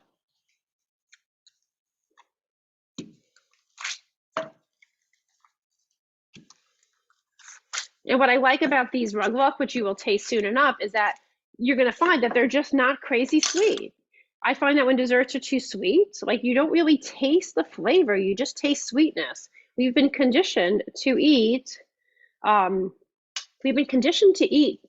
like all these packaged cookies and desserts or kosher bakery foods that are just too sweet. So here I have a piece where like this is too thin here. I'm just going to fold it over. I'm just going to fold this to create like a straighter line, and then I'll roll over it to kind of even it out. so that I can get it. And you see that, why I wanted to have these a little bit more, the sides more evenly as possible. And err on the side of smaller rather than bigger with the 9 by 14 inch. So now I'm going to do my half of what's left.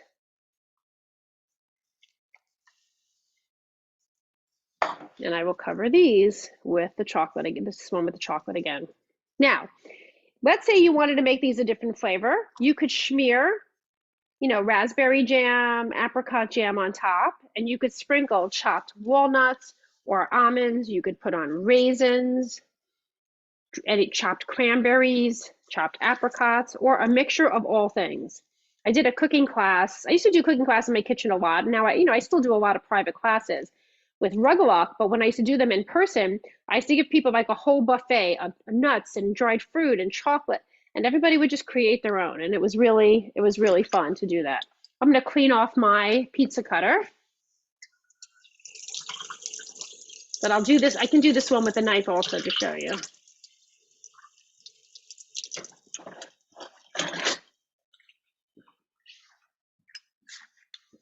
And these puff up really nicely. All right, so here's my knife. So once again, I cut down the middle. Make sure you're cutting all the way through.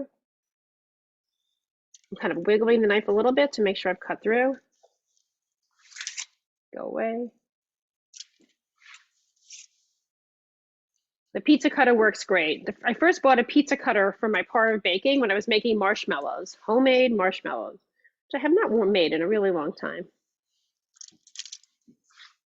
It's one of those things that seems like such a good idea, but the kids were like, big deal. Like they're so happy to eat, the crappy marshmallows. So if you notice what I'm doing, I'm just I'm trying not to drag the knife through it. I'm trying to like cut it and just wiggle it just a little bit. So is that open? Yeah, we're good. Okay.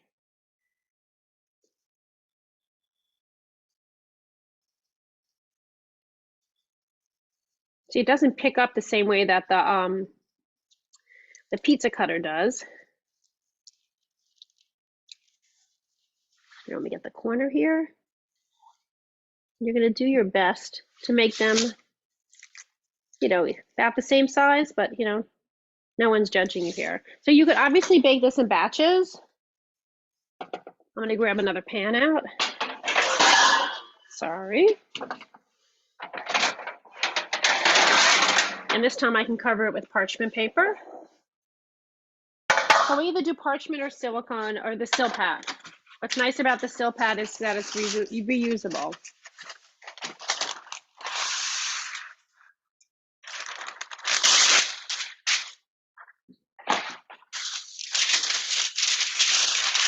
Try to get this to fit a little bit better. Okay, there we go. Once again, I'm going to keep it. I can get out my scissors, but here I'm just going to trim it a little bit myself. Here we go. Pretty good here.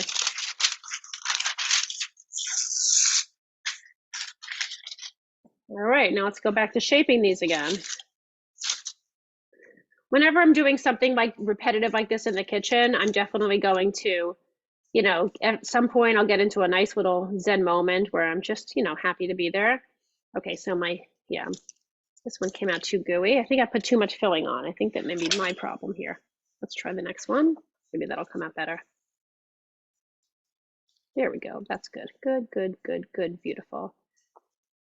Oh, but the knife did not cut through as well as the pizza cutter. The pizza cutter definitely cuts better.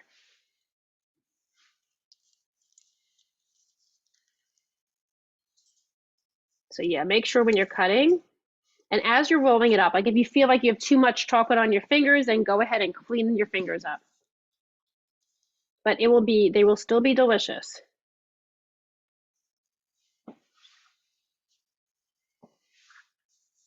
Now, when I bake these, I glaze them with honey and a little bit of water. Now, if you've been to Marzipan, if anybody's ever been there and watched what they do, but they glaze their Rugelach with sugar syrup.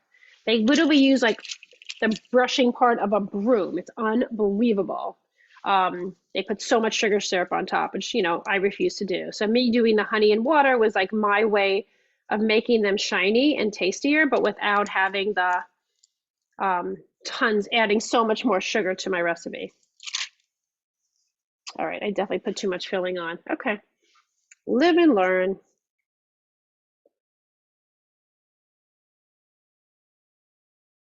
All right, I think I need to start making sure that everything's cut better.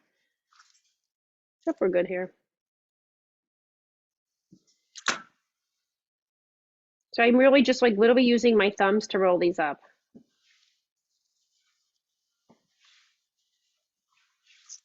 All right, does anybody have any questions about the recipe?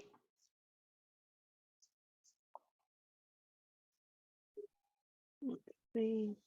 And I will show you like what they should look like when they're done. I'm gonna get more paper towel, hold on. I'm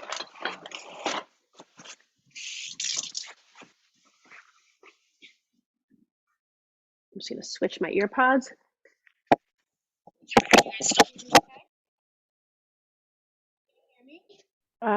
Yep. A little, yeah, now we can hear you. Okay, good, good, good. Yeah, I just had to reconnect. Okay, fine.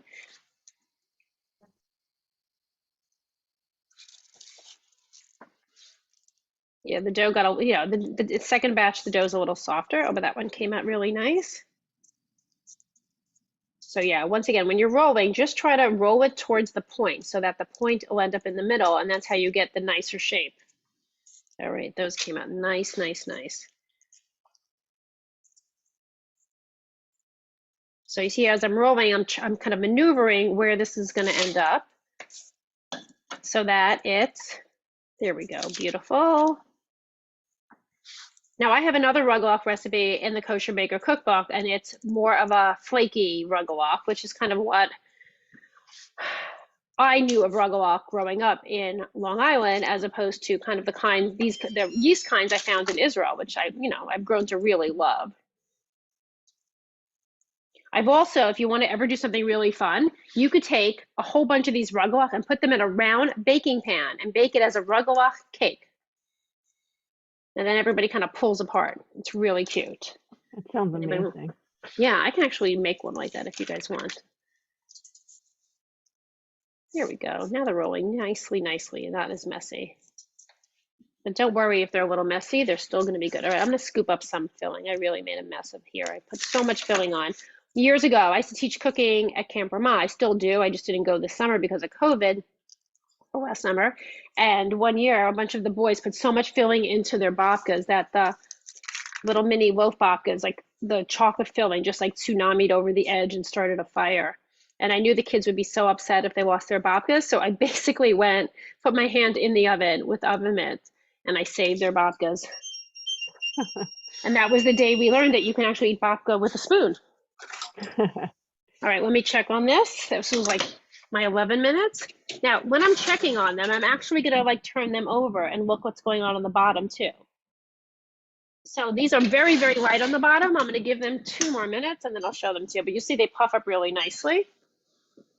I'm gonna put the next batch in. So here's my second batch, not as fancy. So I'm gonna show you, some of them are beautiful and some of them are messy. They're still gonna be great. Wait, what happened here? Okay.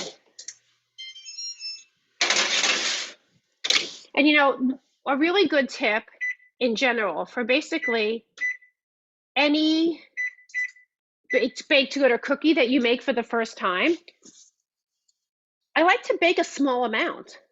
Like, don't bake 3 pans of these at the same time. Like, bake the first bunch, and you'll know very quickly when your oven what temperature, how many minutes it needs. So if I do a new cookie recipe, I'll bake 4 cookies on chocolate chip cookies, sugar cookies. I bake 4 cookies, and I see if I burn those, I've only burned 4 cookies. Hey, Paula, yeah. Jan wants to know, when do we put on the glaze? Okay. So right when they come out of the oven, I'm going to show you that. So let's go ahead and do the glaze. So I'm going to get that over here, and I will show you. Okay. So my glaze is just, I'm going to put it out on here in a second, is basically water and honey. Okay. Now, you know how honey's really annoying to measure? Okay. So this is one of my great honey tricks. Okay. Since it's the holiday of honey. Okay. A quick squeeze is a teaspoon. If you have one of those honey bears or something, this is like the big Costco one. A 4-second squeeze is a tablespoon. So 1, 2, 3, 4, that's a tablespoon. I just need 2 more here. Okay. So Measuring honey is really annoying. Don't bother. And I'm adding a little bit of water to this, and I'm going to heat this up in the microwave. If you don't have a microwave, you can just do it quickly in the saucepan. All right, I have to time the cookies here. My microwave timer doesn't work. And work as a okay, great. I'm going to bring my cookies out. Hold on, clear. What did I say I need for these? Yeah, I think I'm just going to do like 10 seconds. All right, 1 second. All right. I'm going to show you, I'm going to take the rug off and put them right here to show you what they're going to look like when they're done. These look fabulous. And I will show you what they look like in the top and the bottom. All right, so I just did like 15 seconds. You just want to kind of heat up the honey and the water together. Okay, so that's all this is honey and water. All right, so here are the rugaloff. This is one of my nicest batches ever. Okay, so do you see the bottom has color? But the top does not. The top is pretty white, and when you touch the top, you see they're pretty soft. So this is literally just honey and water, and all I'm going to do is brush it on top, and then I'll show you how we glaze the tart.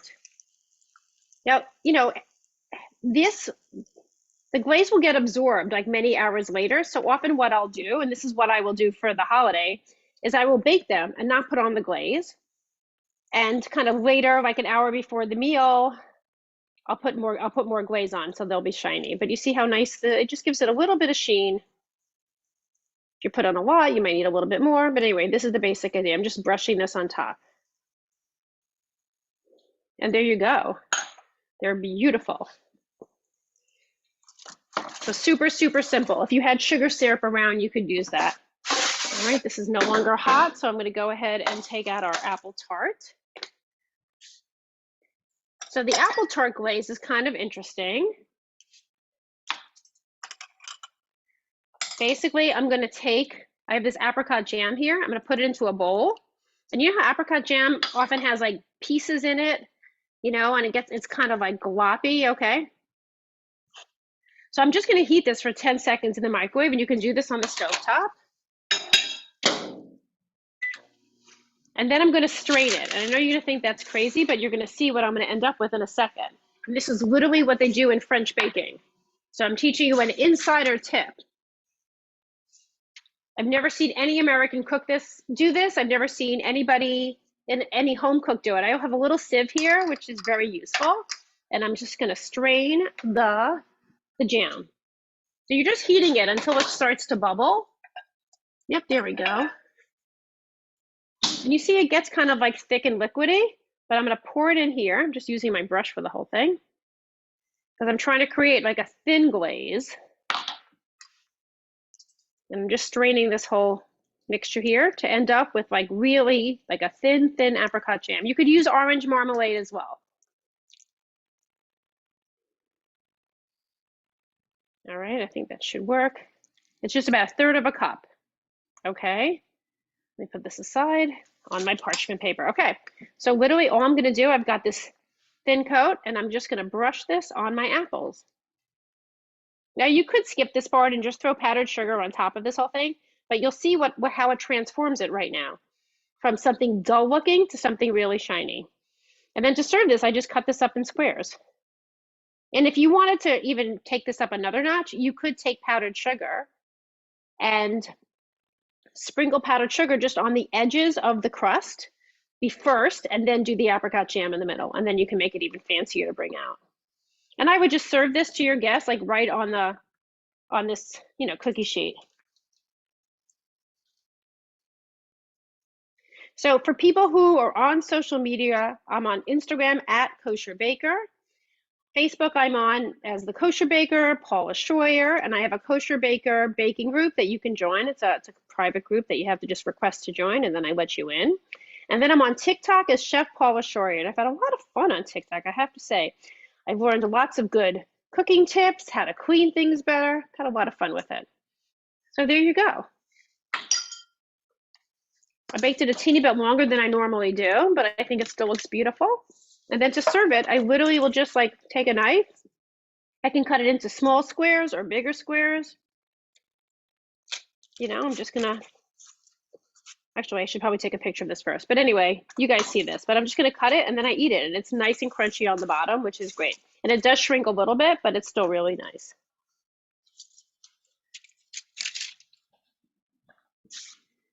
Okay, does anybody have any questions about anything? And now that you guys can know me and you can find me, you are welcome to contact me through social media, through the website, and join the legions of people who message me an hour before every major Jewish holiday. Thanksgiving, I literally get questions about dough like 3 p.m. on Thanksgiving Day, but I will help you out if you have any issues with baking. So, you know, so I'm happy to help. Andrea, how are you guys doing? How's Team Paskoff? We could unmute everybody at this point. Could we go ahead and do that? And if people want to chat, I want to see what everybody's doing. And if anybody needs cookbooks as gifts, you can message me. I mail out cookbooks. People pay me by Venmo or PayPal, and I'm happy to send out books as gifts. Cookbooks are the gift that keeps on giving. I do a lot of sets of all my books for bridal gifts and engagement parties and stuff. So let me know. All right, Andrea, how did you guys do there? We did very well with the apple. Brownies you made it A good. little less well with the Brownies you made it really good. but I'm making my own one. so now that we know the technique, I think if we did it slowly another time, we could have. Right, but honestly, like once again, let's say, okay, so like my second batch, they'll be out in 4 minutes. We're kind of messier, right? They come out and I'm like, these aren't so pretty. But I will when I'm ready to serve them, I will literally do what my grandmother did to her rugelach. I will drown them in powdered sugar. That's what you did. You would cough every time you ate them.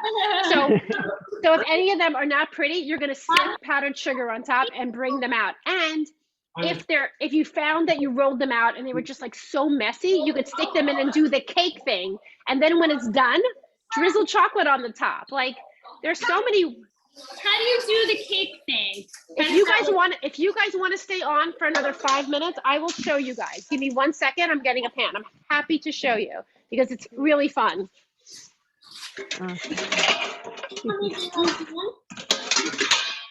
actually that looks very nice. All right, round 8 or 9 inch round pan. Okay. I'm gonna spray it with you spray with oil. I'm just spraying it with the oil that has the flour in it. Done. Okay. So obviously you could do this in a square pan too. Okay. I'm kind of glad we're doing this because it'll be really fun to take out for my family when they come. I'm so excited. It's like the last time all my 4 kids were here. I can't even remember. I think it was Thanksgiving of 20. No. I can't even remember anymore because it's like my kids are spread out all around the country, like really spread out. I have Seattle, Colorado, Michigan, and Philadelphia, and I'm in Washington. Yeah. I made less than that. Because she's probably glad. So Andrea, your daughter should know, she's a little bit probably younger than my group, but the summer of 20, I did 10 sessions of cooking and baking summer camp for teens age like 11 to 17. And because those same kids were still on Zoom school that fall, I started after school dinner prep classes where these teenagers, I'm not even kidding, would make an entire meal for their families after Zoom school. So 4:30 to 6, they'd be on with me and they would serve their families an entire dinner. That sounds like every parent's dream come true, right, Andrea? Yeah. I was going to ask, and you did the same thing for Pacific time zone. For Pacific, I could totally do it. I would totally, I'm up late. I would absolutely do that. Of course, I would much rather like be in California because it's like my favorite place. I love California. I love the Jewish community in California. I just love coming out there. But yeah, I could definitely do that. It was really fun. The only complaint the parents had was the condition of the kitchen when these kids were done. I ran into. They said like a post cleanup. Okay, trust me, I tried. I would say, and because I had to work so much slower than this, I would say, okay, everybody, we're done with this recipe. Now we're going to take all these, we're going to put them in the sink and put water in, okay? Or I would try to build in cleanup time, but they just would they would just stuff all the pots and pans and tools like in quarters. The moms would send me photos like, just so you know, this is what my kitchen looked like when they were done. And I was like, okay. I said, I try, but they figure they're cooking dinner that somebody else has to clean. All right, this is probably good enough. All right, where's my filling? Filling. Let's see if my filling needs to be, nope, the filling is still thick and I can still, if as long as it's spreadable, it still works. Yeah, I definitely put too much on the last batch, but that's okay. As my mother would say, there's no such thing as too much chocolate. My late mother would hide an Entenmann's chocolate fudge cake in her bedroom closet that was just for her. Now, there was, to her credit, there was one in the kitchen for us, but literally, she had her own. She wouldn't eat any dessert unless it was chocolate. She would come to my house and I'd make a pie. She'd be like, forget about that. No interest. That sounds like me, honestly. I get that. And you know, it's so funny. I have a friend that I spend a lot of time with. My friend who I send all the pots and pans and the cookie sheets to. She doesn't like chocolate desserts. She only likes fruit desserts. So when I go there, I make these French galette tarts all the time. So Paula, Yeah. it's Jan here. So here's my apple. It didn't come out so great. Oh, okay. It looks I mean, it probably tastes okay, but it doesn't look so great. Hold on. I'm going to pin you, Jan, so we can see it a little bit more. One sec. I'm going to add It doesn't look like the apples are in rows. Yeah, well, I'm not too good in geometry. You know what? I understand. I have one of my middle son is just not a rule follower. That's just my reality. I've had to live with raising him. I am a rule follower, but like my perception isn't that good. I mean, I'm just not. I was never good in geometry. I mean, I managed to go to law school and rabbinical school and do all right in my life. But Oh my goodness, law school and rabbinical school. Okay, here I have another. I just want to. Okay, so here's my second batch. You remember how messy these were? They still look really cool. They're kind of zebra striped. And the really messy ones, I'm gonna have to eat myself. what's And that? Can I just feed this to people anyway? So wait, hold on. I'm gonna look on. I know you're pinning it. Let me pull. I've been in gallery the whole time. Let me see it. Yeah, you could totally eat it. Listen, you can make anything look pretty. I promise. Like just. So what do I do to make? Will the apricot jam make it look prettier? I would do that and then powder. I think this is a powdered sugar situation. All right, I can do a powdered sugar. I actually am gonna freeze it. I'll put it on a board. And I will tell you, I want to just tell everybody, well, I did these in a different oven. These got a little more browned, but they'll be fine because I'll heat them up. Okay, let's just let me show everybody how to do the cake because it's kind of fun. Yeah, the pizza cutter is a no-brainer. It's just so much faster. Like just so much easier, except it picks up the pieces. Goodbye to you. Come back here. I've got a runaway ruggla. Okay, here we go. And how many cuts do you do? Because my pizza cutter didn't do so great. Oh, I cut to make, it's going to make 16 triangles. Yeah, but do you measure like how many diagonals do you make? I'm making 8 of them because each square, each square I'm cutting in half. So each rectangle. See, here's one rectangle right here. I'm just cutting this one in half. Yeah, but when you make the squares, what do you? I mean, they're not really squares. It's like I'm cutting across first. Yeah. Like all the way across and then this way. And then I have 2 big squares and each one of those I cut this way. So you have 4 sections. I'll have 4, but each of those 4 I then cut into in half. Yeah, I get it. All right, so let me show you. Okay, there you go. All right, let me roll these quickly. And you see how quickly I can do this because I've done them a million times, but once again, so you just have to start somewhere. All right, I'm rolling them all up first and then I'll put them in the pan and I'll show you guys my little trick for doing that. I haven't made this one in a while. It's really fun to do the cake, I have to say.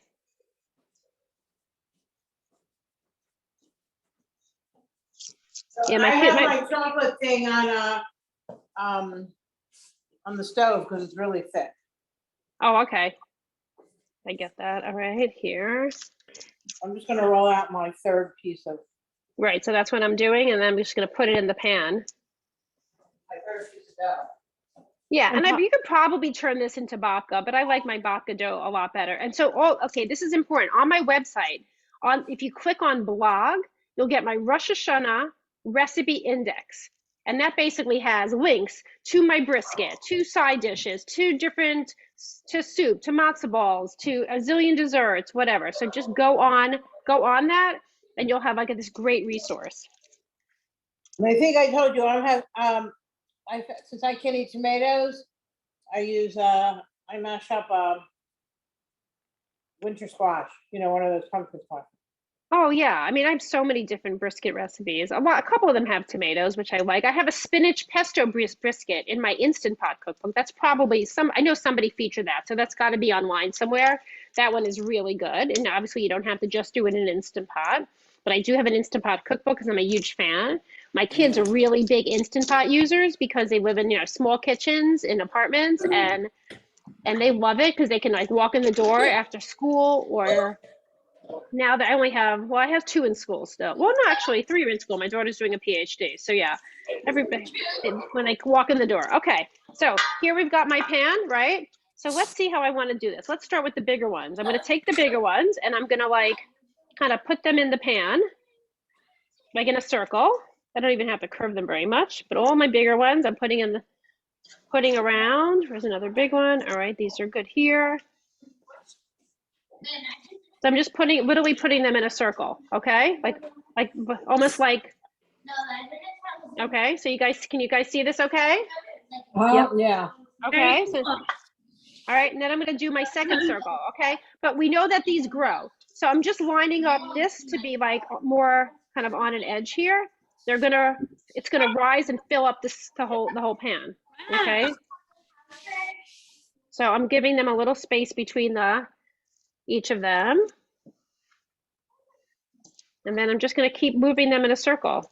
Because if I pack them really super tight, which I've done before, which is not terrible, then they'll just puff up really high. Okay, so here's my last one in the middle here. Let's put that in the middle. There you go. So I'm just literally putting them in like this, and I'm going to go ahead and bake this in the oven. So this is going to take a teeny bit longer. Bobby? Yeah. I'll probably put these in for about 15 minutes and see how it goes, but it could take a little longer than that, and that's it. And then it fills up the whole pan. And then when you serve it to people, you can just pull it apart. So it's kind of fun. And Paula, I know you said like you had a cooking spray that had the flour in it. So if you don't have one that has flour in it, can you just use like a regular Any oil, spray? just a regular oil. Even if you don't have a spray oil, you can use a brush and use canola oil or any mild oil, avocado oil, kind of out, any mild oil. And then do you have to add flour to it after? No, you don't have to. No. It'll pop out really easily. Okay, so this one is not too. I'm gonna put these out for everybody to see, so you guys can see the two things that we made. And you'll see that these are really nice recipes together. This is, kind of what you had in your advertising stuff. Mm-hmm. So you can see both of them. So maybe you want to take a picture of everybody. Yeah, so I'm gonna. So Paul, how do I get my dough not to look like Australia? You got to roll the corners, okay? So like, I took my rolling pin away. I'm going to show you this method, okay? So when I'm rolling out, okay, so it's too round, I start using like the corner to just press that one little spot you want to push the dough out. Ah.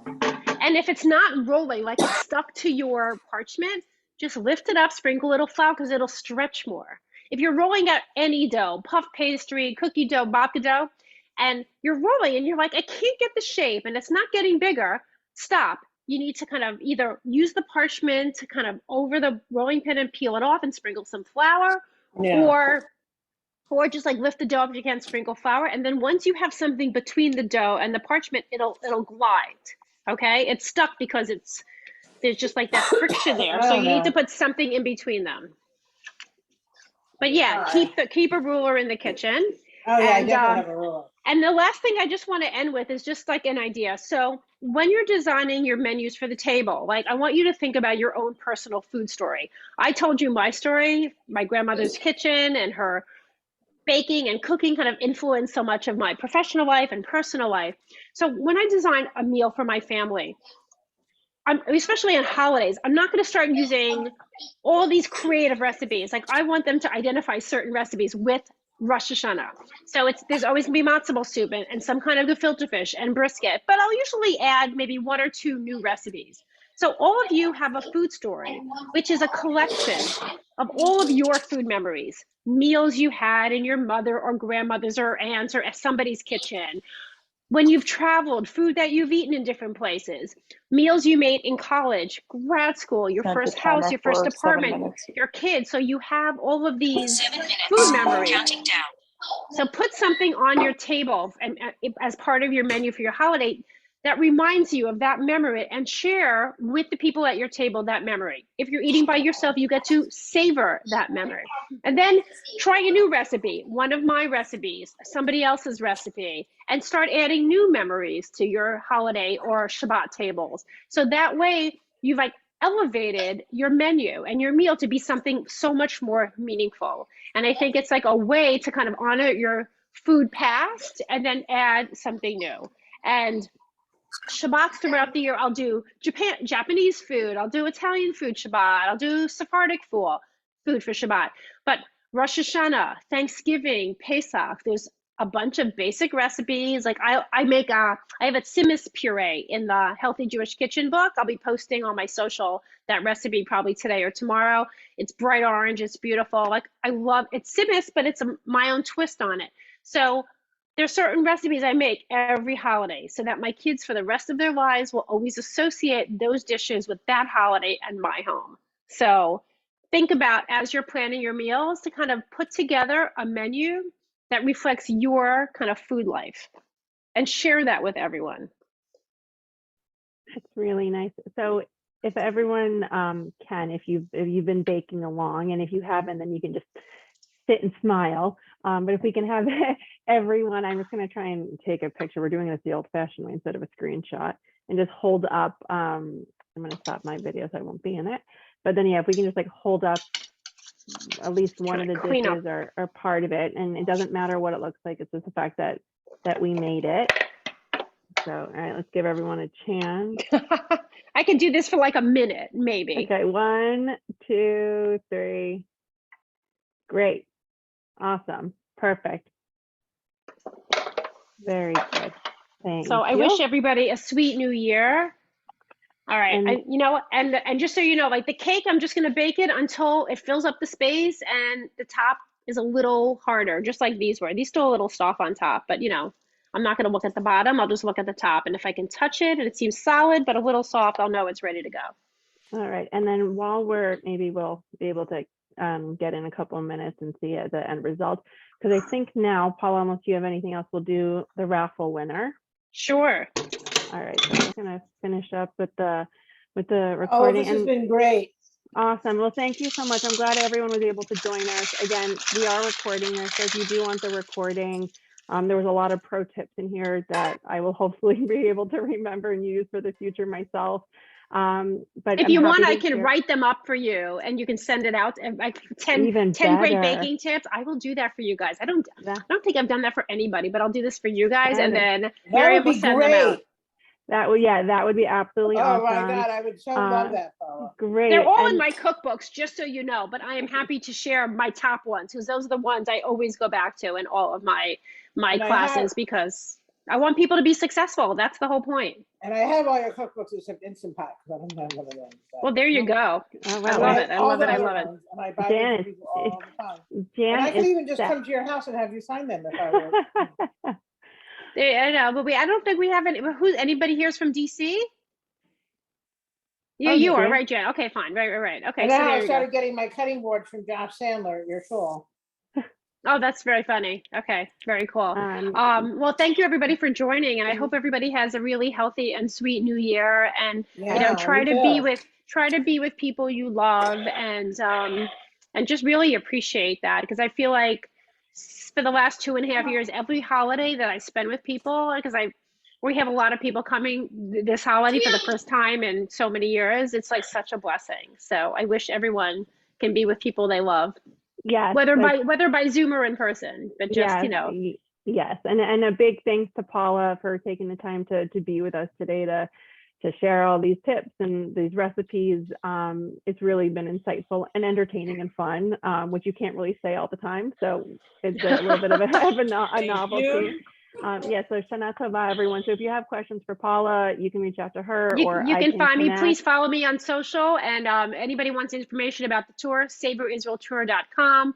Message me anytime. Happy to help you through your cooking and baking.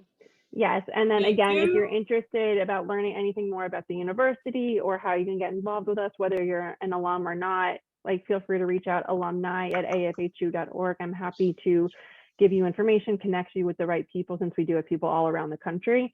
And again, just thank you again for joining us, Shana Tova, and I hope to see you again, whether on a virtual event or in person sometime soon. All right. So All right, take care, everybody. Thank Bye. you. Bye.